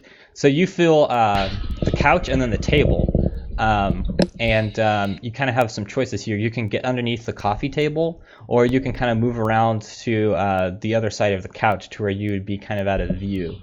Like. Could I flip the table? No, wait, no, it's a coffee table, so it's not that big. I'll get behind the couch. You could flip the couch. It's not very heavy. It's almost kind of like a futon or whatever. So that it would I'll get flip behind up or the whatever. couch. Okay. So you crawl behind the couch. Branson, you just saw the room kind of explode with light, but you were kind of focused on the closet at the time. And then you hear kind of that squealing noise, and you see the dragonfly thing enter the room. And it looks like it's trying to level on a target, and looks like it's kind of focused its attention on Parker. So what do you do? Go over there and like, I don't know, maybe stab it, because I don't want to shoot it and then fuck up and kill Parker. I mean, well, they're not in the same place. You wouldn't. You wouldn't hit Parker. You'd be all right. They're not close enough for me to warrant you getting a bad roll to shoot Parker. So, God, you'd be all right there. All right, I guess I'll shoot it. Okay. So this is going to be a dexterity check. Right. And looks like it's locked onto Parker, but hasn't decided quite how to proceed yet. So there won't be any negative die in this. So go ahead and roll me dex. I hate you, Branson. You piece of shit. You got me I'm killed. sorry, I have terrible dexterity rolls. Always fucking dexterity. It's funny how he got a 2, but it wasn't in the chat you box have earlier. a shotgun. Yeah. So +4. Damn, you don't get any added dice for that. You fire, but your shot goes a little high, and you actually hit a piece of its wing, but it doesn't seem to like perturb it at all or whatever. But it turns its attention towards you instead of Parker, and looks like it's gonna start heading towards you now. Now it's its turn. It screeches again and kind of like kind of orients itself at you, and looks like it's focusing really heavily at your face.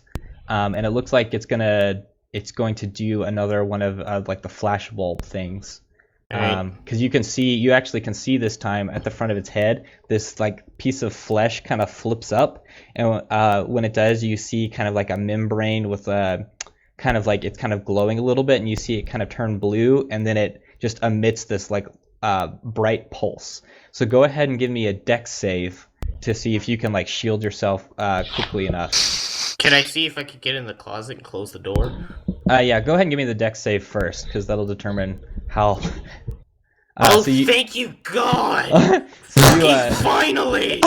You managed to raise your arm up just in time, and That's your even with your first. eyes closed and your arm up, it's still very bright. Like you can see the light kind of go through your eyelids just a little bit, but you're fine. What do you do? Go into the closet, shut the door. All right, so you step into the closet and slam the door. Coward. The thing. Well, yeah, I'm getting in there, so then you can shoot it, because it'll start to come for me. The dragonfly sees you do that and kind of takes off after you, and you can. It's a really the ground is like wood, and it's making like a really like kind of like screechy sound as it kind of like skids across the ground and heads towards the closet.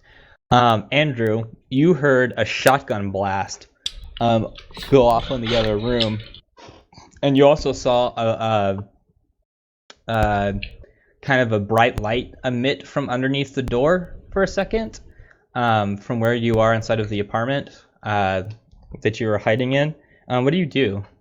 I return to the front door and slowly open it and look around to see if one of the bugs is around. All right, so go ahead and give me a dex check. And this one's going to be, there's going to be one negative die for surprise. Darn. All right, let me roll this. Go ahead. You already have mental resistance. Okay. So as you poke your head out to kind of check, you see the other one is kind of like right next to the door, and as you open it, the hinges on the door kind of squeak a little bit, and this thing swings one of its appendages at you, and it punches through the door and pokes you kind of right in the shoulder. And it cuts you not super deep. It's kind of like a glancing thing because the door slowed it down, but it definitely stabs you right in the shoulder, and so you're going to take a 2 physical stress from that. All Do right. you need tokens? No, Or do you I have Okay, good. tokens in, I think. All right. So that happens, and when it impacts against your arm, go ahead and give me a vitality check. Would pain tolerance work? Yes. Darn. You feel your arm Shit. actually kind of We start to go numb a little bit. So We suck. go and update your physical, one of your physical traumas, and say numbing poison, right arm, 1 day.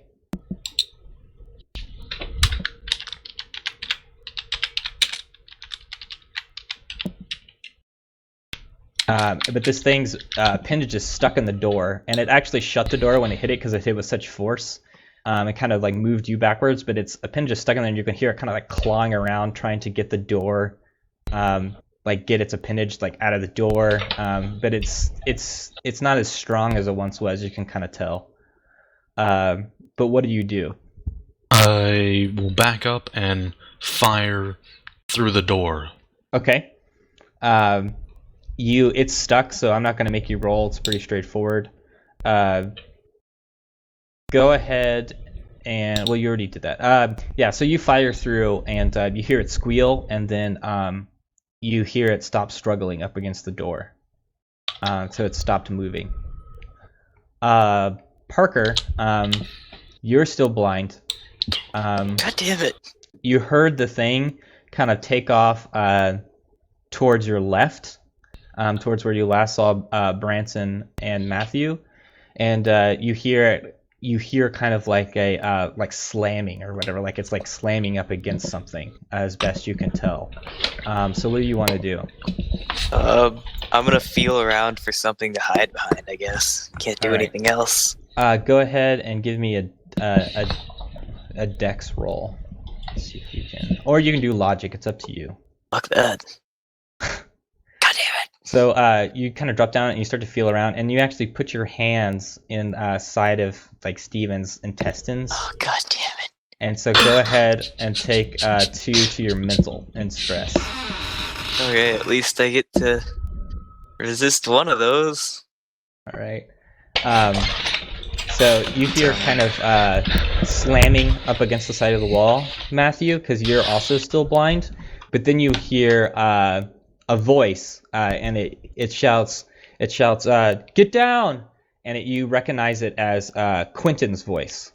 And you hear a couple shots, and then the thing, you hear kind of like a squealing sound, and then the slamming stops, and that's all you can tell from it. What do you do? I'm still blind, right? Yeah, you're still blind. So all the squealing and stuff stopped, right? The slamming up against the side of the wall stops, but it squealed once whenever you heard the gunshots. But you can still hear it kind of moving around.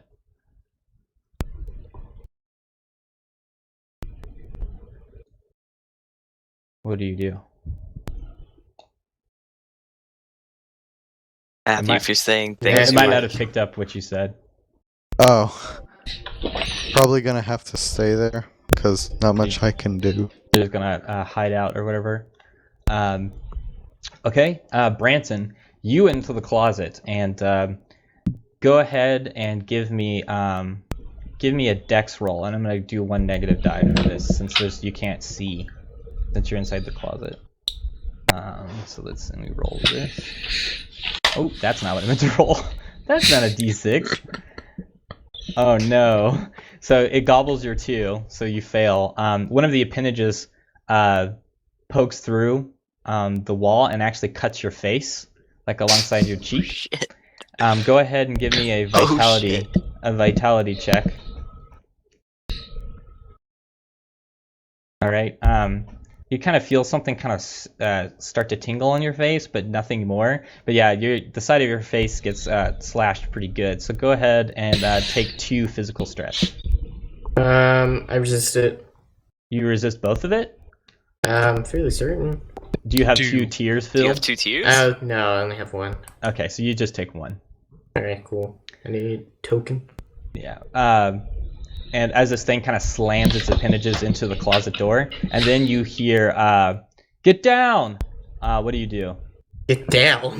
So you get down, and you hear gunshots, and you see kind of holes punched through, like you see light kind of poke through the closet door, and then the thing pulls out its appendage and turns around. You can see it through one of the holes, kind of focuses attention, and you see Quentin standing at the doorway. Andrew, what do you do? Hey, I'll be right back. So I'm wounded and have a numb arm. Mm-hmm. I think I'm going to pull myself further into the apartment I'm in and pull out my first aid satchel and Okay. look through it for anything that might help. All right. Go ahead and give me a logic check, and you can use the broad knowledge on this one.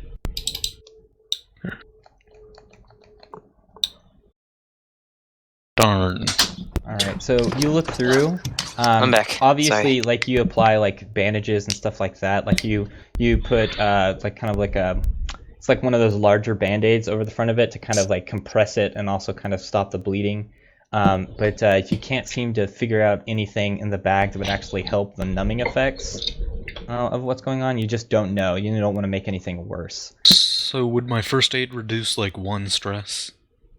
Since you did that, it stopped the bleeding, which was a separate thing in itself. So that's all that it's going to do for right now. It won't affect your stress just yet. Okay. Okay. Yeah. All right, Parker. Your vision is kind of like steadily creeping back. You can kind of make out Quentin standing in the doorway, and Quentin fires a couple more rounds at the thing, and they impact it kind of right in the like in the front of it, and you hear that gas kind of leaking again, and the thing is kind of like crawling towards him now. It seems to be kind of pretty injured. What do you do? I guess I'm gonna try and shoot at it as well. Okay, so I'm not gonna make you roll because you're like right up on it. You fire. How many shots do you fire? I'm gonna fire 5. All right, so you fire 5 shots into it, and they just punch on through this thing. And you see the gas leak out even more, and then you hear kind of like a and then it just kind of collapses onto itself. Quick question though, real quick. How many rounds did I have in the first banana clip? Because I didn't know how much to put. So the banana clips will have 15 in them, so okay. you have 15 shots. Also, Andrew, how many shots did you fire into the door? I fired 3, and for the time I crouched down and fired. I just thought I went for 2. Okay, that's fine. Just make sure that you keep up with your ammo. Yeah. So you shoot into it and it goes down. So we'll go ahead and come out of combat. So we'll just kind of, you guys can tell me what you want to do. You hear Quentin go, "Oh my God, what is okay? Is everybody all right?" And he turns and sees Steven's body, and he's like, "Oh, Jesus Christ!" It's like, "What the fuck are these things?" And he looks around. You guys are like, kind of taking time to. You can use this time to also turn your stresses into traumas. I'm going to convert a mental tier into like 1 day of shock or something. Yeah, we'll do As am I. one day. Maybe like you're afraid of the like dragonflies in particular. So anytime that you'll go and kind of fight them, you're familiar with how they operate, but you know that they're super vicious. So I would do fear of dragonflies for your day 1 thing, and then you can just go clear that tier out so that it's empty again. So, quick question though about how the traumas work and how they kill. Like, how does the traumas kill you if you have 3 already and a 4th one gets added? And does it matter which one they're under? Yeah, you have to get 4 in a single column. Okay, So, good, yeah. because Yeah, that it's would not suck because overall. I'm at 3, and that would have sucked. Yeah. The like, let's see, you had the ringing in your ear from the shot, right? That goes away, so that's done. Okay, cool. So I can remove the hard of hearing then? Yeah, you can remove that. What was your question, Andrew? I didn't have one. Oh, Okay. okay. I'm gonna Matthew, change my physical to a trauma. Okay, My physical stress, yeah. So, are you doing just a tier 1? Yeah. Okay. What do you think it should be? Just kind of based on what you've experienced. Actually, it was from the round before. Oh, was it? Yeah. Okay. What happened to you? Was it just kind of a build-up? We could just see like you've got really bad bruising from kind of like like rolling around and stuff, and you can pick where it happened, like whether it's like on your legs or maybe like on your chest or something like that. Or you can pitch something else to me to kind of like turn that into a trauma. It's up to you. What are you gonna go with? Probably. No, wait. I remember what the trauma was. It was from in the subway. We were like running a lot, and we had to push it. Oh yeah, that's right. So maybe just you could go with an ankle sprain. Or torn muscles. Yeah, or just like you're really kind of like sore because you're not used to this type of like action all the time. Branson, are you gonna turn any of your stress into traumas? My mental. Yeah. So what are you gonna do? I think I'm gonna make it the fear of like the light thing that it had, maybe. Oh, we'll just go ahead and do fear of dragonflies like the others, so it'll be easier to kind of handle. So yeah, so you guys kind of take a moment. Yeah. You notice. I also wanna. Okay. How long is the trauma anyway? Tier 1 is a day. Tier 2 is a week, and Tier 3 is 1 month. Yeah, I also want to convert a tier 1 mental. Okay. Just fear of dragonflies, or maybe like you could do other stuff too, like seeing dead bodies. Like that's another thing. Oh yeah, I think I'll do something along those lines. Yeah, because you put your hand into that guy, and that was pretty gross. So that makes more sense for your character to have that. You guys notice that Matt has been very quiet, and you see that kind of where you brought him in, he's kind of checked out a little bit, and you notice that he has 2 puncture marks, one in his side and also one up against his chest, and he's totally unresponsive. And Quentin's like, Matt, come on, man, speak to me, and he like slaps his face, come on. And Matt's not responding. He's bleeding, but it's not super bad. Okay. They look pretty shallow, kind of like the door. It's more just a lot like bullet shock or something. Of it. Shock from getting shot or You can go ahead or whatever. and give me a logic check to see. And I assume you're in the room now, Andrew, right? I'm in a different apartment. Oh, okay. Stuck behind a dead thing. You can force the door open and get into the other apartment if you want to. If you want to be with everybody, that's fine. Yeah, I'm Okay. gonna push the. Yeah, so you push the door open just fine, and the thing doesn't respond, so it's dead, from what you can assume. So yeah, you go in there and you see kind of Matt. Everyone's kind of like gathered around Matt, and kind of taking inventory of their own injuries.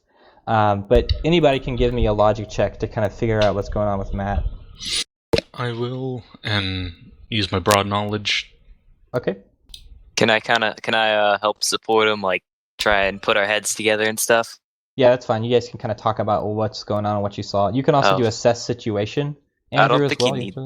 Okay, and should that mean I'd roll another 2? Yeah. Because if you guys get a lot of successes, like you have like borderline, like yes, you did it. But if you get a lot of successes, it adds to the effect. Like you learn more about the situation. Cool. So you got 2 successes out of that. So Andrew, you know that when that thing poked you, that your arm went numb. So you think that there's some sort of like venom that's involved, some sort of numbing agent. You're not totally sure how it works, but you think that that's what happened with Matt because his injuries appear to be kind of sustained in his chest. One of them is kind of close to his heart. So you think that you can see that he's breathing. His eyes aren't dilating or anything like that, but you figure that he is probably just completely numbed and paralyzed, as from what you can tell. So you tell everybody that? Yeah. Okay. So Quentin's like, what the fuck are those things? You're saying it's some sort of poison? Yeah, my arm is numb right now. Oh, your arm, and he kind of looks at it and he's like, shit. You took my bag, didn't you? Yeah, and I give it to him or put it down near Matt and open it up. He's like, we need to get out of here. Let's get back to Matt's apartment. We need to get those things could come. I mean, this window is wide open, and he's like gesturing to the one that in Steven's apartment. I agree, but we should do a once over real quick. Just you go ahead and take Matt. We'll do a real quick once over. Make sure we get anything that could be super useful or detrimental if we missed it. Cody, I'm still in the closet, aren't I? Right? No, you came out. You're fine. Everybody's kind of together assessing what happened to Matt. So Quentin kind of shakes his head to you, Parker, and he's like, "Matt's pretty big. I'm gonna need some help taking this guy up there." I'll assist him. No, I don't think you should. I think Branson should, because we're gonna need your ability to assess things down here. Okay, so yeah, and also your arm. I'll hand Quentin my kit, my first aid satchel. Right. And also, Quentin notices, Branson, that your face is kind of sliced on the side, and it's bleeding, but it's not like super deep. So he goes over and grabs kind of like one of those quick bandages and applies it to your face. Kind of puts it on there, but he treats it first this time with an antibiotic, like kind of cream, and puts it on there, and it burns like shit, but it feels better once it's on there. So yeah, so Parker, you said you're gonna look around along with Andrew. Branson, are you gonna help Quentin take Matt upstairs? Yeah, but before I go, I'll tell them that there's MREs in the closet. Okay, so Quentin's like, all right, good find. At least, maybe we can get something out of this. So he kind of like, you guys load up Matt and start heading out. Matthew, what are you gonna do?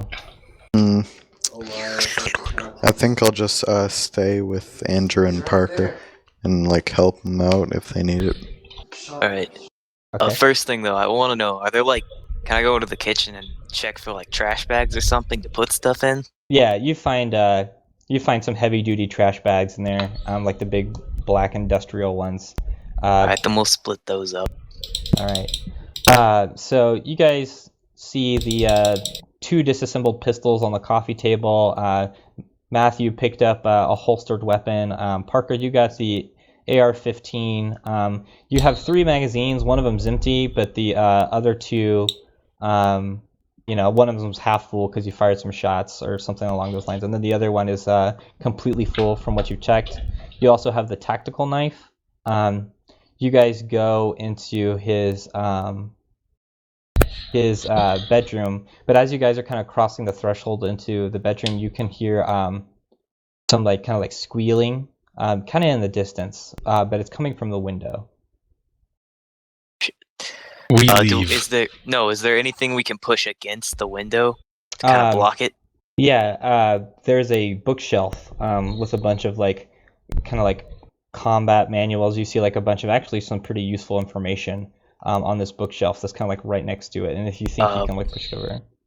Yeah, let's push the bookshelf over to there. Mm-hmm. I think Matthew. Well, me and Andrew are pushing the bookshelf. you're gonna go back. It'd be best if you bagged some MREs in your trash bag. Yeah. Okay, so you move the bookshelf over. It's heavy, but it's not unmanageable since it is like a wood floor, and also sadly, like Steven's blood makes kind of a good lubricant to kind of scoot it across the ground. So you get it up over the window, and as far as you can tell, like nothing could easily see inside. But you go into Steven's room. Oh wait, there's one other thing I want to do with the bookshelf. Yep. I want to bag a few of those combat manuals. Okay, go ahead and give me a logic check. I'll do it. Okay. Yeah, I'll just kind of help. Damn, I should have been my there. broad knowledge. I could have used my historical knowledge, because... Yeah. 2 successes. So you actually go and look. You see manual. There's actually four manuals that you think are like the best ones to like take right now. One of them is like an Air Force survival guide, and that that gives you a bunch of information about constructing structures, how to make fire, just a whole bunch of really just useful baseline like survival information. The other 3, there's one about how to reassemble and clean AR-15s. There's another one that is about Berettas and how to clean and like maintain them. And then the last one is a manual about improvised weapons, actually, and home defense. And you think that those are probably the best ones to grab right now. And if you need me to repeat that, I can do that. But just add that to kind of like your thing. Parker, when you go into Steven's bedroom, you see a stripped down AR-15 on the bed. It looks like he was in the process of kind of like assembling and cleaning it. And you also see leaning against kind of the bed, you see it's just like kind of like a regular kind of like Remington hunting rifle. But it has a scope on it. And there's a box of ammunition, 2 boxes of ammunition for it. So there's 40 rounds for that Remington. All right, so I'm gonna take the Remington and the ammo, as well as I'm assuming I have grabbed more than one trash bag because I would have. Yeah. You're good. So I'm gonna put the parts for the AR-15 in a separate bag. Okay. All right. So while you guys are doing that, Branson, you're helping Quentin take up Matthew, and it's actually a lot harder going than you thought. And also, you guys kind of had to skirt around one of the dead dragonfly things. So that was a little scary, and it was kind of twitching a little bit, but there was no like aggressive actions that it took or whatever. And you notice that the gas that's kind of leaking out of it kind of quietly, as it comes up, it kind of stains the hallway and kind of the ground next to it, kind of as if like almost like a spray paint, almost. And it smells. Now that you have a chance, it smells very bitter. It smells very, very bitter, and it's kind of like itches at the back of your throat. So you kind of want to stay away from it. Can I tell Quentin, like, hey, don't, like, yeah, cover he your kind of face. sees too. He actually has like his shirt pulled up over his nose, and so you guys get Matthew all the way up without incident all the way back into the apartment. You see Carl. And he's got, there's Ethan's on the couch, and he's sleeping. Surprisingly, slept through all of the gunfights that were going on. But Carl's he's like, what the fuck? What happened to Matt? And what do you do? He was attacked by the fucking dragonfly things out there. Oh, God. Is he all right? What's wrong with him? I don't know. Is he dead? We think he's paralyzed You're not by there. numbing We're not poison. there. you're not We're there. in the... It's This just is this is just Branson and Quinn. Well, when the thing attacked me, it got my face. It had some type of numbing thing. I don't know. It might be. Well, some you kind don't know that. You didn't experience it. Well, actually, no, you do know that because Andrew kind of gave you a rundown of what happened to Matt. So you kind of explained that. And he's like, he also got the slash. Yeah, but he resisted the numbing. But didn't he feel the tingling? Yeah, he felt the tingling, but it wasn't like, he could draw. Yeah. But Andrew going over it was enough. He's like, you gotta be fucking kidding me! It's bad enough that these things are like able to fly and shit like that, but you're saying that it's got like a numbing effect, like a fucking like paralytic agent in it, and god damn it. And he like sits down, he's like shaking, he's visibly shaking, and he's shaking so hard, and like his voice was raised enough that you kind of see Ethan stirring a little bit on the couch. Can I calm him down, maybe? Charisma? Yeah, so Quentin takes Matthew off to Matthew's bedroom and like puts him on the bed. In the meantime, you can try to calm down And Carl then I again. have my bonus nurturing, so... Yeah. So you can go ahead and roll that. God damn it, Branson. You try to calm him down, and if anything, he actually gets kind of mad that you're like trying to calm him down. He's like, "No, you don't fucking understand. This is not the time to be calm. This is the time to get the fuck out of here. What are we doing? We're in a fucking death trap." And he stands up and maybe could I try to hit him? Like, hey, like, fucking stop. There's a baby in there, and you're probably gonna attract more of those, and you're gonna wake up fucking Ethan. So shut the fuck up. So you won't be able to use nurturing on this one, but you can do another charisma check to kind of like, an empathy check. I think is what we need. Well, no, wait, charisma. I think it's actually another charisma check because that still falls under intimidation. So yeah, you can do another one because this one you're taking a different tact instead of trying to calm him down. Actually, I was thinking about slapping him and telling him that. Okay. I would. You guys aren't there. No. All right, so go ahead and roll charisma without the nurture this time. Boom. So now that you're violent, you're finally making rolls. what do you God say damn to it. him? What do you say to him after you slap him? I say, shut the fuck up. There's a baby in there. It could cry and attract more of those dragonflies, so calm the fuck down. So you slap him, and he kind of like, he puts his hand to his face kind of like slowly, and he gets kind of quiet. He nods his head, and he sits down, and Ethan kind of like relaxes a little bit more and goes back to sleep. So cutting back to you guys in Steven's apartment, you guys have these trash bags full of stuff.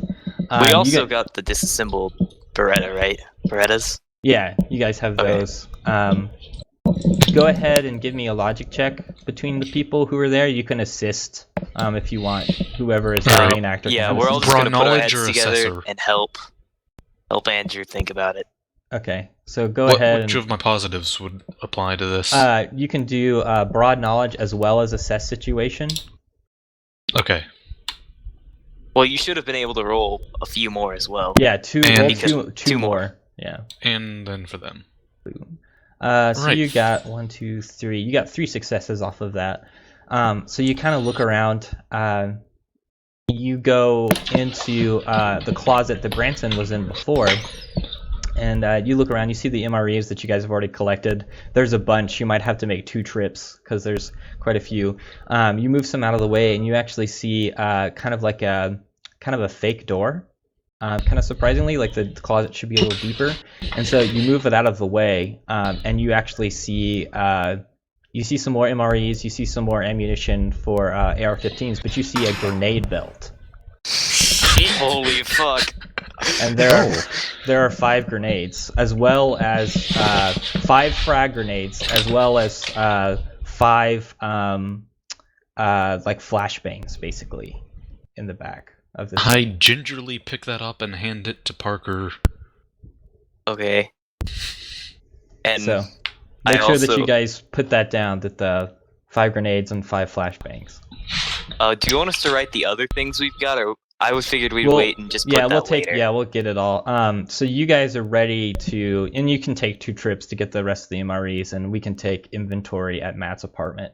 If you guys are ready to do that. If you And don't how have many anything else. grenades? It was 5. 5 frags. flashbangs, How many frags? flash- How many flashbangs? 5 frags, 5 flashbangs. Damn. Yeah, this guy was loaded for bear. So you guys collect all this stuff and head back up to Matt's. You see that Matt is still kind of like lethargic and stuff like that, but at least it looks like he's making a fist occasionally with one of his hands, so there's some response there, and kind of blinking occasionally too. So it looks like he's getting back some of it. And your arm feels a little bit better, Andrew, but it's still not super useful. It's kind of like pins and needles right now. It's very annoying. So you guys get to take inventory now on kind of what you found.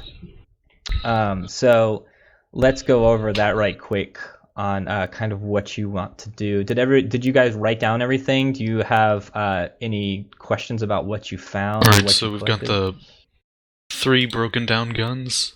Yeah, there are 2 disassembled Berettas, as well as disassembled AR-15. There's cleaning equipment for both a rifle and a pistol.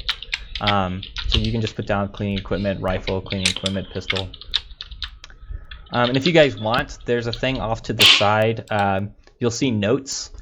Anytime that you guys want to put down a note or anything like that, you can, and nobody else can see these notes. So this can be like a private thing, or you can ask me and I can share it so everybody can see it. So if you wanted to, you could have kind of a running list of everything that's in. I'll go ahead and do that for you guys. I'm gonna make it public. And this is what you guys have in Matt's apartment right now that's not on somebody. Where can we see this? The public list? If you go over I to see the right, now. it'll say notes. It's literally off to the side. Yeah. And I just went and added some stuff to this note.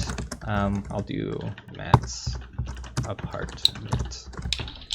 Alright, do you guys see that on the notes over there to the right? Matt's apartment? Yeah. Okay, Yeah. so you guys can add stuff and take stuff away and stuff like that as necessary. And what I'm going to do for you guys before the next session is I'm going to turn all of everything that you guys have into items that you can actually just like trade to each other and stuff like that, because Fantasy Grounds can do that. It takes a lot of work, but it'll be worth it. Okay. How do you add things to the Matt's apartment note, or are you the only one that can do that? That's a good question. Let's see. I think I can share it for everybody. Did you guys see that pop up? Yeah, I've got it open right now. But You just can't it's not letting type. me. Can you add the disassembled Berettas and AR-15? Yeah, I'll do that for you guys. I've got the AR-15 on me, as well as the grenades. Let's see. Oh, the disassembled. So ×2 I'm gonna do disassembled Berettas. 1 disassembled AR-15. Okay. And what quantity of Ammunition. MREs do we have? There were 30 MREs inside of that closet. Okay. So, Damn. 30 Yeah. MR. Probably have enough food for like a month. And then, how much ammo was in the for the AR-15? How much ammo was that? So you had there's 3 had magazines that you found. 25. Right, and one of them was empty. The other one you fired some shots out of, and the other one had 15 in it. You found another box of shells in there that has 30 rounds in it for AR-15. Okay. So that's enough to fill 2 clips. Yeah. So I'm gonna. So just tell me if you refill that magazine or whatever. Yeah, I'm filling that one. So that's 15. I fired 5, so that's 20. So there'd be 10 left then. Okay, so 10. You should carry them since you're the only one with the working Yeah. AR-15. I was gonna carry the rounds. actual clips. The bullets won't do much good. Right.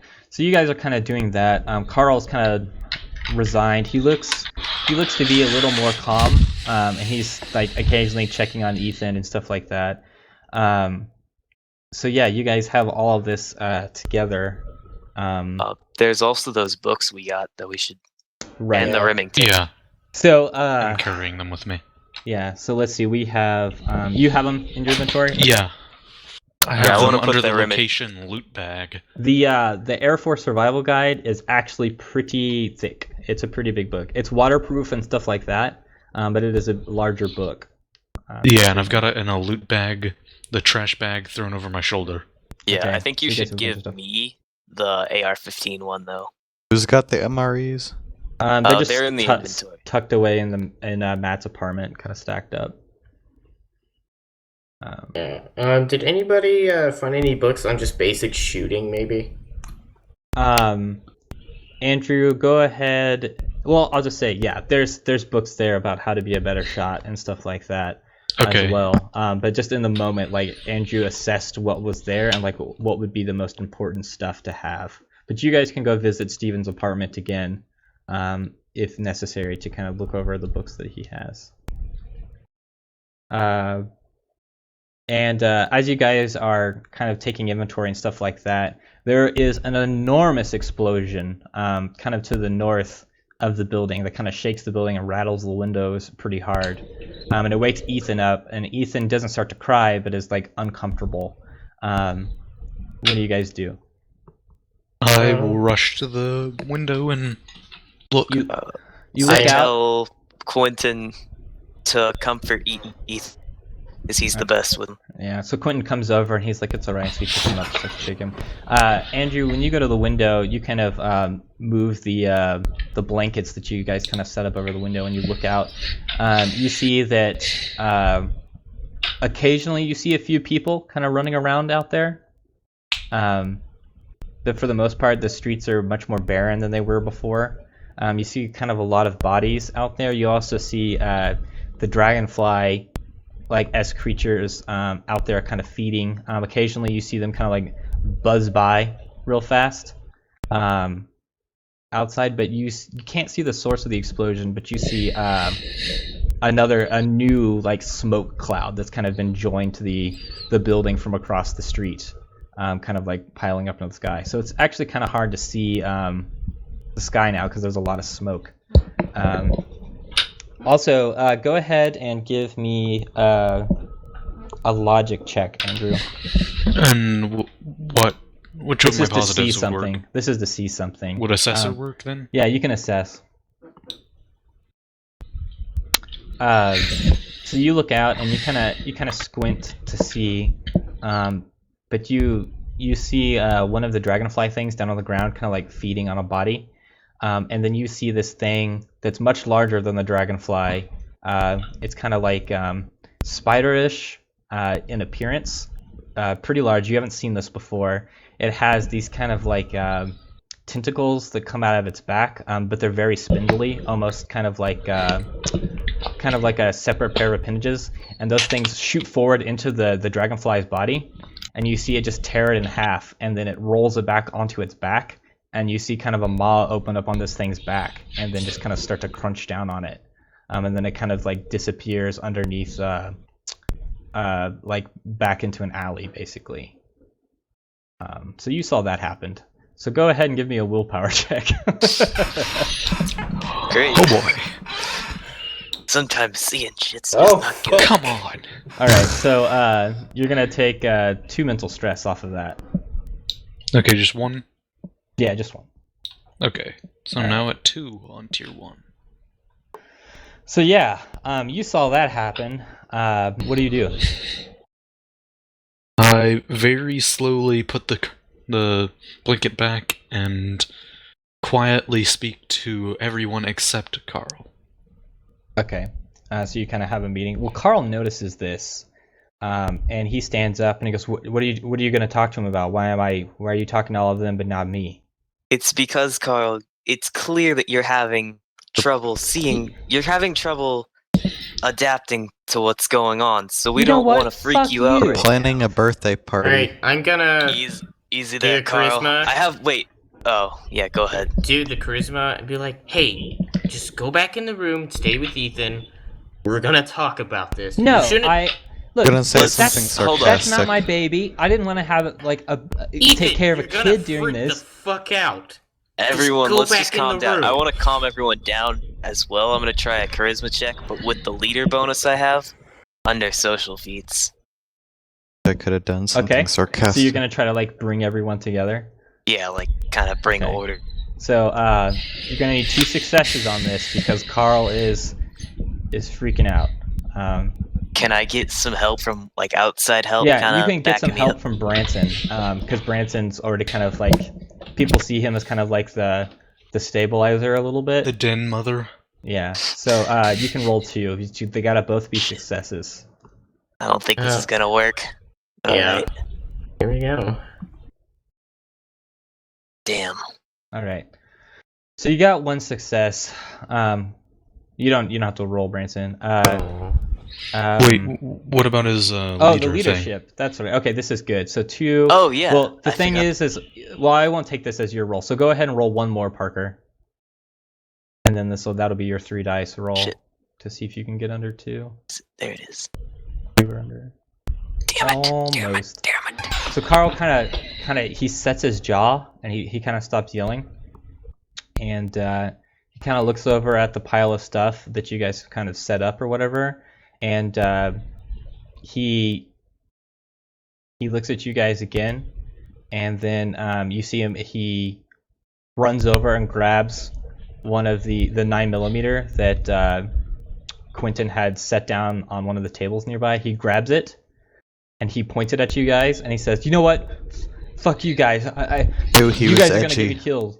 And Wait, can I use my a dexterity roll to kind of disarm him? I'm gonna punch him. You guys are kind of. There's a gun. He's like 5. He's like 5 to 6 feet away. Like 9mm. He's kind of close. You could try. But he does have a gun pointed. One of the 9mm we had, or this is the one that Quentin traded. Or Branson traded the shotgun for the 9mm. Well, I have the shotgun. Wouldn't Quentin have had that in his hand still? He set it down to whenever he got in to help Matt. Yeah. Hey, I have the shotgun in my hands. I could point it at him and be like, "Put the fucking gun down." That's not gonna help. I'm gonna do the dexterity roll with the. Well, you can do what you want to, Branson. So it's your own action. Do you want to point your shotgun at him? Yeah. Okay, so you level it. It's kind of a Mexican standoff a little bit. What do you guys say? His hands are shaking. Like, put the fucking gun down. And it's like, you've been bitching and moaning the last few days. Yeah. Shut the fuck up. I'm gonna do that. I'm gonna try and disarm him with the dexterity roll. So you're gonna try to move towards him? Can I get the bonus from the legs? Or is it too short a distance? Are you gonna slowly move towards him, or are you gonna jump forward? Well, you could do the sneak thing, kind of sneakily. Yeah, well, you're gonna be able to sneak up on him because he has his back to the door, and you guys are all kind of more towards Matt's apartment. Well, I was thinking of just getting a powerful jump and kind of just sit, and I was also thinking an extra one for environment because Branson's got a gun aimed at him, so his attention's gonna be on Branson. Yeah, he does have his attention focused on Branson. Basically, I am distracting him, so Parker could potentially sneak him. Basically. No, what I was thinking is a powerful lunge from my legs, so that I'd get 3 because the skateboarding legs, the distraction from Branson. As you're kind of figuring out what you want to do, one of the dogs kind of it sees that there's kind of a situation going on, kind of moves to move past him or whatever, and it brushes up against his leg and it scares him, and he turns and he shoots at the dog and hits the dog, but his attention is turned away. So this is kind of the moment. It's going to be between Branson and you, Parker. So Parker, you're trying to disarm him, and Branson, are you going to take this time to shoot him, or are you just going to keep the gun leveled? I'm going to hit him with the butt of the gun. Yeah, you're too far. You have to choose between either shooting or letting Parker act. I'm going to be like, you motherfucker, you shot a dog. What the fuck is wrong with you? And so you're going to let me act. So so Parker's gonna you get to go and try. His attention is turned, but he does have a gun in his hand, so there's gonna be 1 negative die. But do I get the 3 for having you'll distraction? You'll get 3. Okay. And then I'll roll this. All right, so it'll gobble that. It doesn't matter. So you leap forward. And do you slam into him, or are you just trying to wrestle a gun out of his hand? I guess I'm gonna kind of do both. I'm gonna slam into him, but put my hands on the gun and kind of just force it away. Okay, so you guys are wrestling. Go ahead and give me a vitality check. And the others they're not sure kind of how to proceed, or at least Quentin is. He's not sure. What do you guys do? You saw Parker just leap forward. And basically take this guy to the ground. I get closer to we could pin him down. Carl is, and then Matthew should get closer because he has the handcuffs. Yeah, that's right. Or you guys could help pin him down and not let me get shot. So I walk forward and y'all should pin him down, and I should use a I'll have the gun pointed towards him. So the first thing that's going to happen is, Parker, you got to give me a vitality check to make sure that you can keep him under control, because he is he is actively either going to try to shoot you, or he's definitely trying to turn the gun on you. So Okay. give me a vitality check to see Damn if you it. get it. And so he's like wrestling the gun. A couple more shots fire off into like the side of the wall, and Ethan is just screaming now. The dogs are barking. Actually, the one that didn't get shot, Gandalf, actually starts like attacking his leg, which kind of distracts him, and he turns and he takes a shot at Gandalf, but he misses. You guys can go help Parker now, but just know this guy is an active shooter. So if you fail your vitality check to like get it down, you might get shot. Depending on how I'm well gonna you- hit him in the face with the butt of my gun. Okay, so that's what you're gonna do. I pull Yeah. my machete and slash. Okay. No. Oh god! No. I'm No. trying to take him No, down he- alive! He gets to do it mean, if he wants to. Damn No, it, no, Andrew. Well, if Dude, you guys- no! Hit him with maybe hit him with the butt of the machete. Don't Okay, I fucking- pull my flashlight and slam. Okay, and then Matthew, what are you gonna do? I'm gonna try and get the handcuffs on him.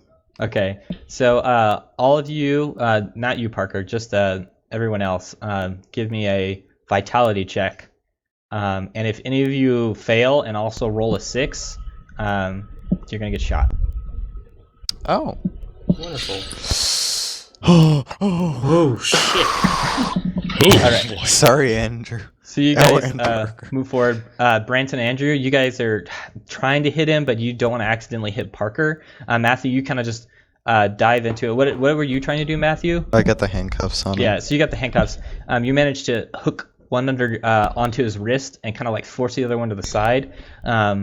Carl fires again, and the whole time he's just like crazily like fucker, motherfucker, and he's like shooting and stuff like that. But the gun goes dry, and you manage to rustle the other arm behind him and click the handcuffs closed. Alright, can I hit him again? You want to No. hit him with your Yeah, shotgun? so he gets knocked out, I wanna- so he's Alright. not a problem. I want to use dexterity to stop Branson from hitting him All right, this will be by a using it like contested roll. fast. So both of you are going to do dexterity, and whoever gets the most successes is going to be the one who succeeds in this scene. So go ahead and do dexterity. Sure. So you move to go forward, but you actually get tangled up, and Carl's like kicking legs as you're trying to get him. And Parker, Carl's rolled up on top of you, so that neither of you are able to kind of stop the other. But at the same time, Carl kind of actually stops both of you. But he's damn it, rolled up Carl. on top of you. At this point, Quentin actually comes over, and he reaches up against Carl's like ear and like pushes his thumb like into the pressure point underneath his ear, and you hear Carl just like gasp really loud, and then he grabs onto Carl's hair and flips him over and like puts his full weight on him. And Parker, you kind of like roll out of the way, and he kind of like forces his head into the ground, and he's like, "What are you thinking? What is your problem?" And he like grabs his hair, and it looks like he's about to slam his face down into the ground, but he ends up stopping. He just kind of like sighs, like sitting on top of him. And Carl's kind of just like resigned himself. He like kind of like you actually kind of hear him crying quietly to himself. So what do you guys do? Hit him again. No, I get the stop I get Branson the again. gun. I get the gun and then slap Branson across the face with it. Thank you. Oh god. So you're gonna try to slap Branson. Branson, you see Andrew grab the gun. You're gonna slap him with the gun or your hand? The gun. Can I like do another dexterity roll and try and stop this madness? Like grab both of them? So this is how it's gonna work. You're on the ground. You just kind of like roll the way. You're trying to get to your feet, but you see Andrew kind of pissed off by Branson's kind of like the fury in his eye to go kind of dish some retribution to this person. We're gonna do another dexterity contested roll between Andrew and Branson, and one is to dodge the pistol swing, and the other is to actually hit Branson. So you guys go ahead and roll dexterity. Whoever gets the most successes. Anyways, I'll be right back though. Okay, you're good. Darn it. All right, Branson, you see Andrew kind of grabs the pistol, and he focuses on you, and actually he tries to hit you with it, and you manage to actually step back from it as he swings over, and Andrew kind of loses his balance a little bit as he's doing it. What do you do? Go Gonna over say anything? and still be like, what the fuck, man? He killed that guy's dog. He tried to almost get all the fucking dragonflies over here.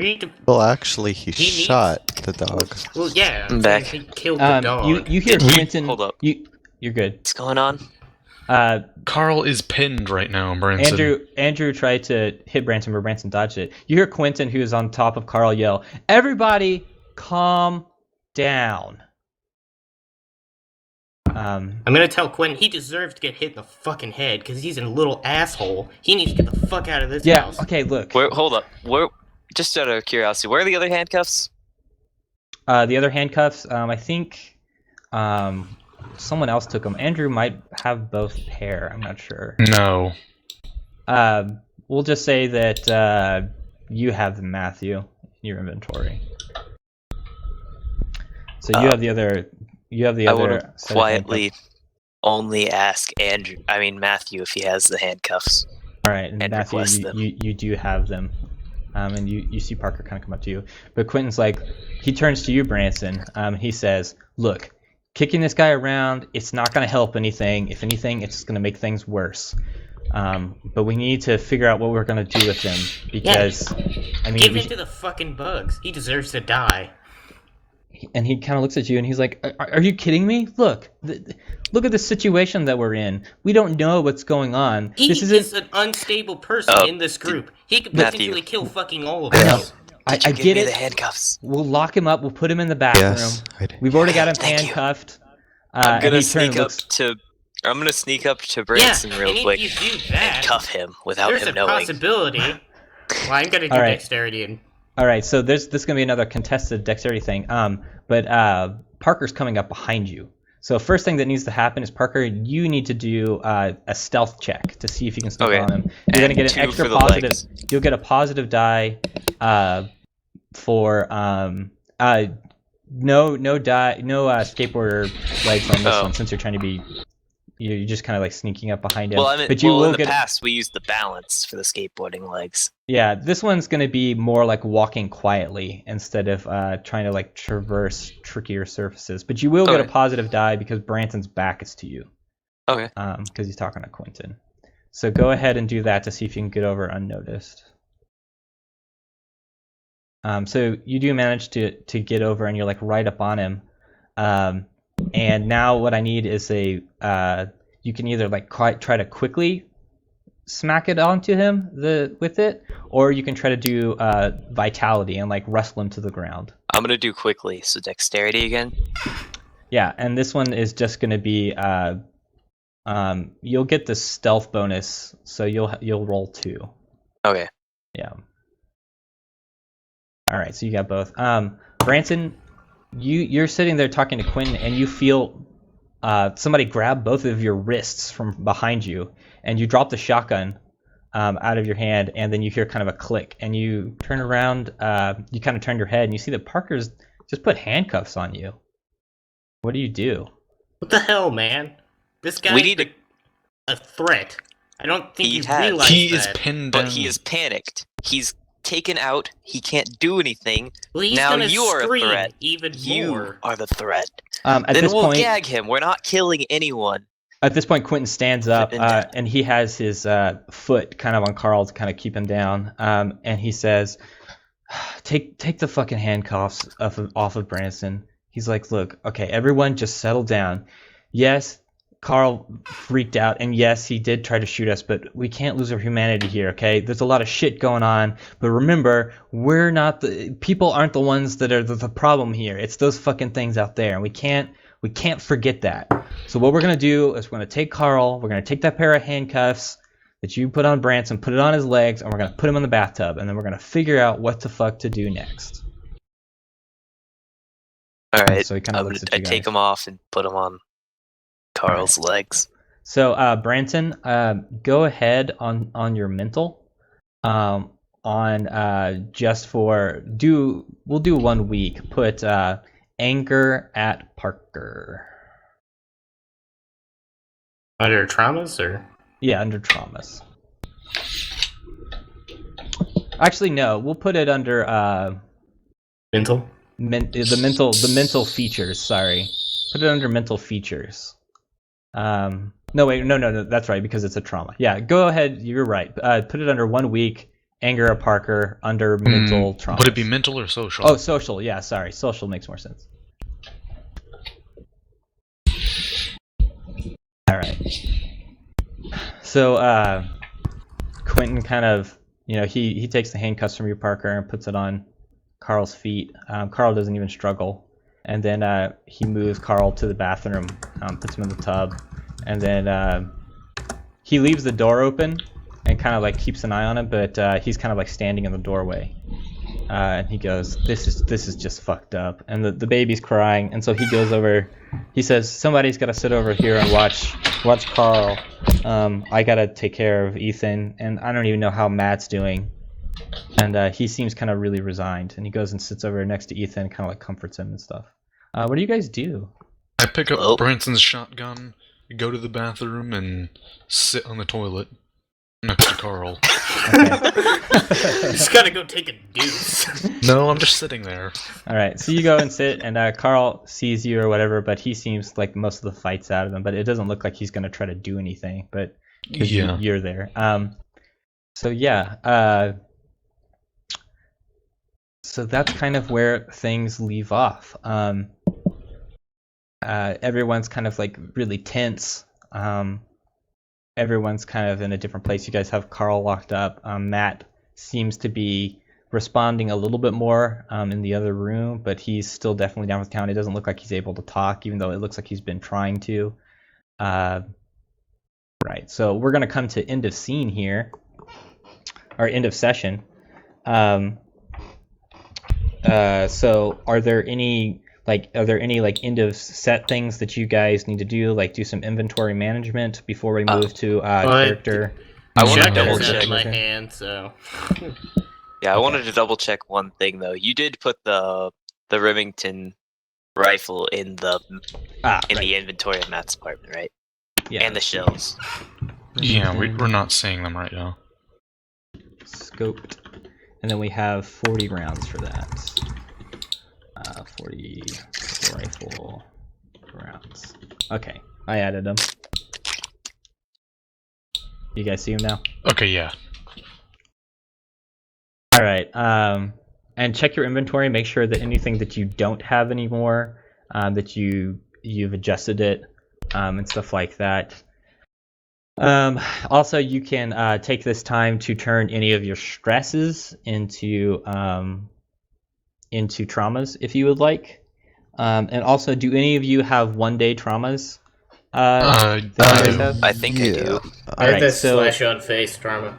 Alright, so that'll stay. I get the that Branson, that'll actually be under social. Go add the slash on face, not at physical, but add it to social instead. Let me check you thing. The numbing poison on your arm, Andrew, you can feel it again, so you can go ahead and take that off. The sore legs. Okay, and the dragonfly fear? The dragonfly fear is gonna stay. Okay.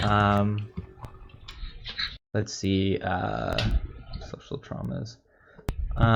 Branson, you can go ahead and take the enunciation off of your social traumas for the 1 week, just because the situation has gotten to the point to where that's not going to be a super big thing. So that's that. Let me see here. That you can take the shock from dead body, Parker, off of yours. That's fine. All right. And what about financial stability? Because I mean, at that point, that doesn't really matter. You can take that off. You have other things pressing. And then Matthew, sore legs. Since you've been doing more running and stuff like that, you kind of loosened them out, so you can take that off. Can I take the old ankle sprain off? Yeah. No, that'll. So for things like injuries, like straight up injuries, you have to tell me what you did during the session to like make it better. And actually, it can't be like something that happened behind the scenes, like you say like, oh well, I was staying off of it. You have to be like, well, I chose not to do this because of my my wound that I had. Or you can be like, well, I've also been like putting bandages on it, I've been changing them out, and stuff like that to let me Put know. a band-aid on it. And Yeah, he's already got kind of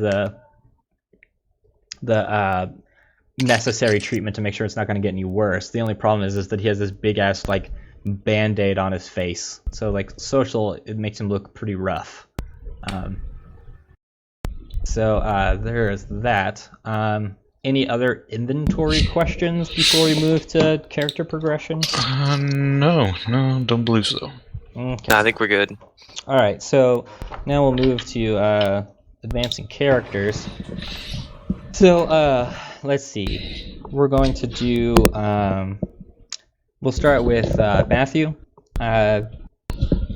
So there needs to be one positive and one negative feature added to your set.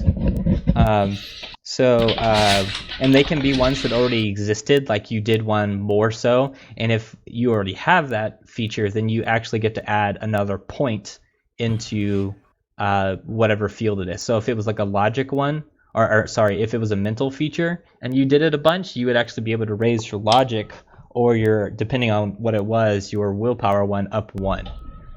From like 3 to 4. So that's pretty good. So Matthew and everybody else, think about what Matthew's done. What are some positive? What's a positive feature that Matthew exhibited during this session? And you can look. What are your current positive features, Matthew, that you have through your stats? social is funny and steady. Physical fast reflex. Mental feature enjoys math. Okay. Let's see. Maybe fast reflexes. Like you can get another dexterity one for throwing the thing at the. What do you guys dodging think? out of the way. Yeah, that's true. You did do a lot of kind of scooting and booting. What do you guys think? Are there any like new features that he could add? Quick thinker, maybe? Because when he was blinded, he was like, I need to get behind something now. That's true. So maybe like I can see that. So, yeah. Survival instincts. Yeah, there you go. I think that's more akin to what it is, like a survival instinct. So Kind of like mental, right? Yeah. Yeah. So that would be mental feature, and it would be positive. All right. And what's one negative thing that you would attribute to Matthew? One thing that I noticed before we get into it is that you tend to stay back in situations unless you know kind of what's going on. So do we already? I think we actually already have indecisive for you. Let me see. Yeah, that's already in there. All right, so I would actually go into your social and bring it down a point. Okay. And then we'll just call it on that. And that'll be on probably charisma. Take it down to 2. So yeah, bring your charisma down to 2.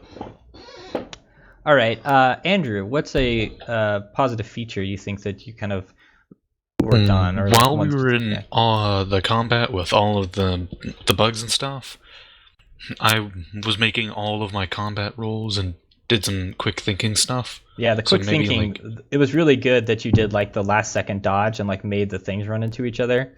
That was pretty good. So natural fighter or something? I think like Maybe strategist is probably a good but one. he already Or had combat tactician. instincts? He had tactician, so maybe he could No, I raise don't one have of his. tactician. I thought you did. No. Oh, what I have did you broad have? knowledge and situation assessor. Oh, Yeah. yeah. So I would probably do under mental, yeah, like tactician. I think that's a good one. And then what's a negative one you think that you exhibited? Let's see. When my rolls were like vitality and stuff. I would say willpower, because I mean... Yeah, I've been missing a couple of willpower things. Okay, so maybe like Weak-willed. yeah, so like the shit that's going on or whatever kind of gets to you more than it does other people. That's something that you think could apply? Mental strain? You can way to phrase it? We could say maybe just like Stressed? yeah, apt to maybe just apt to react violently. Or no, that's temper. Maybe yeah, I would say Prone stressed. to increase stress. Yeah, prone. Yeah, easily stressed. I think is a good one for negative on and you can apply it to either mental or social if you want, because it can affect I both. think I'll keep it under mental. Okay. I've already got 2 minuses in social. All right. So Parker, what's a positive one? Either since I've kind of handled most of the weapons, either something along that lines, or since I've been sneaking around the most, something along those lines. So I would Cape definitely put Sam under dexterity. I would definitely just put stealthy, and then that'll just cover stealth things in general. So that way it won't be dependent on whether or not like you can use the skateboarding legs thing. You can just do it basically. But I'm still gonna try and use that as much as possible. Yeah. I'm gonna milk the shit out of that. And I guess on a negative is maybe like a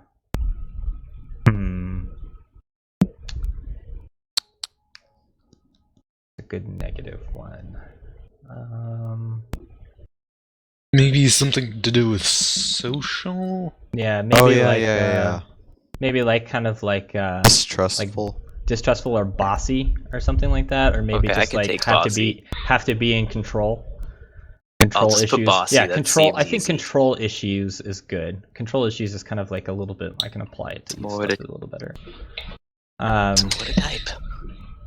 Hmm. Oh, I just said that's more to type though. Bossy. All right. And then Branson, what's a positive one? You think? I think like a positive one for you would be definitely in the social aspect, because you've really like tried to keep people kind of like in control and stuff. So I'd probably say like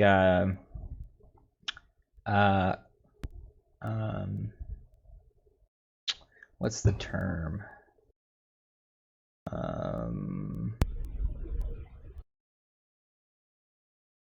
I'm gonna say emotionally insightful for social positive, and this is gonna let you you can use this to like read people, but it's different than Andrew's read, because Andrew's reading is like what their intention is, to like kind of see like, you know, are they gonna try to run or what are they gonna do? Like yours, Branson, is like, are they depressed? Are they mad? Are they like lying to you? Stuff like that. So you got that kind of stuff. And then on the negative is also under social is gonna be temper. Or mental violent. Or brash. Temper. Yeah. Temper about covers it. Because Or temper bros. that guy pissed you off. And you were ready to lay down the hurt even when he was already kind of locked up. I think that concludes everything. Does anybody have any questions? Was it fun? Did you guys have fun? Was that a good one? Yeah. Yeah, that was That really was a lot fun. of fun. I really wanted to beat the shit out of that guy though.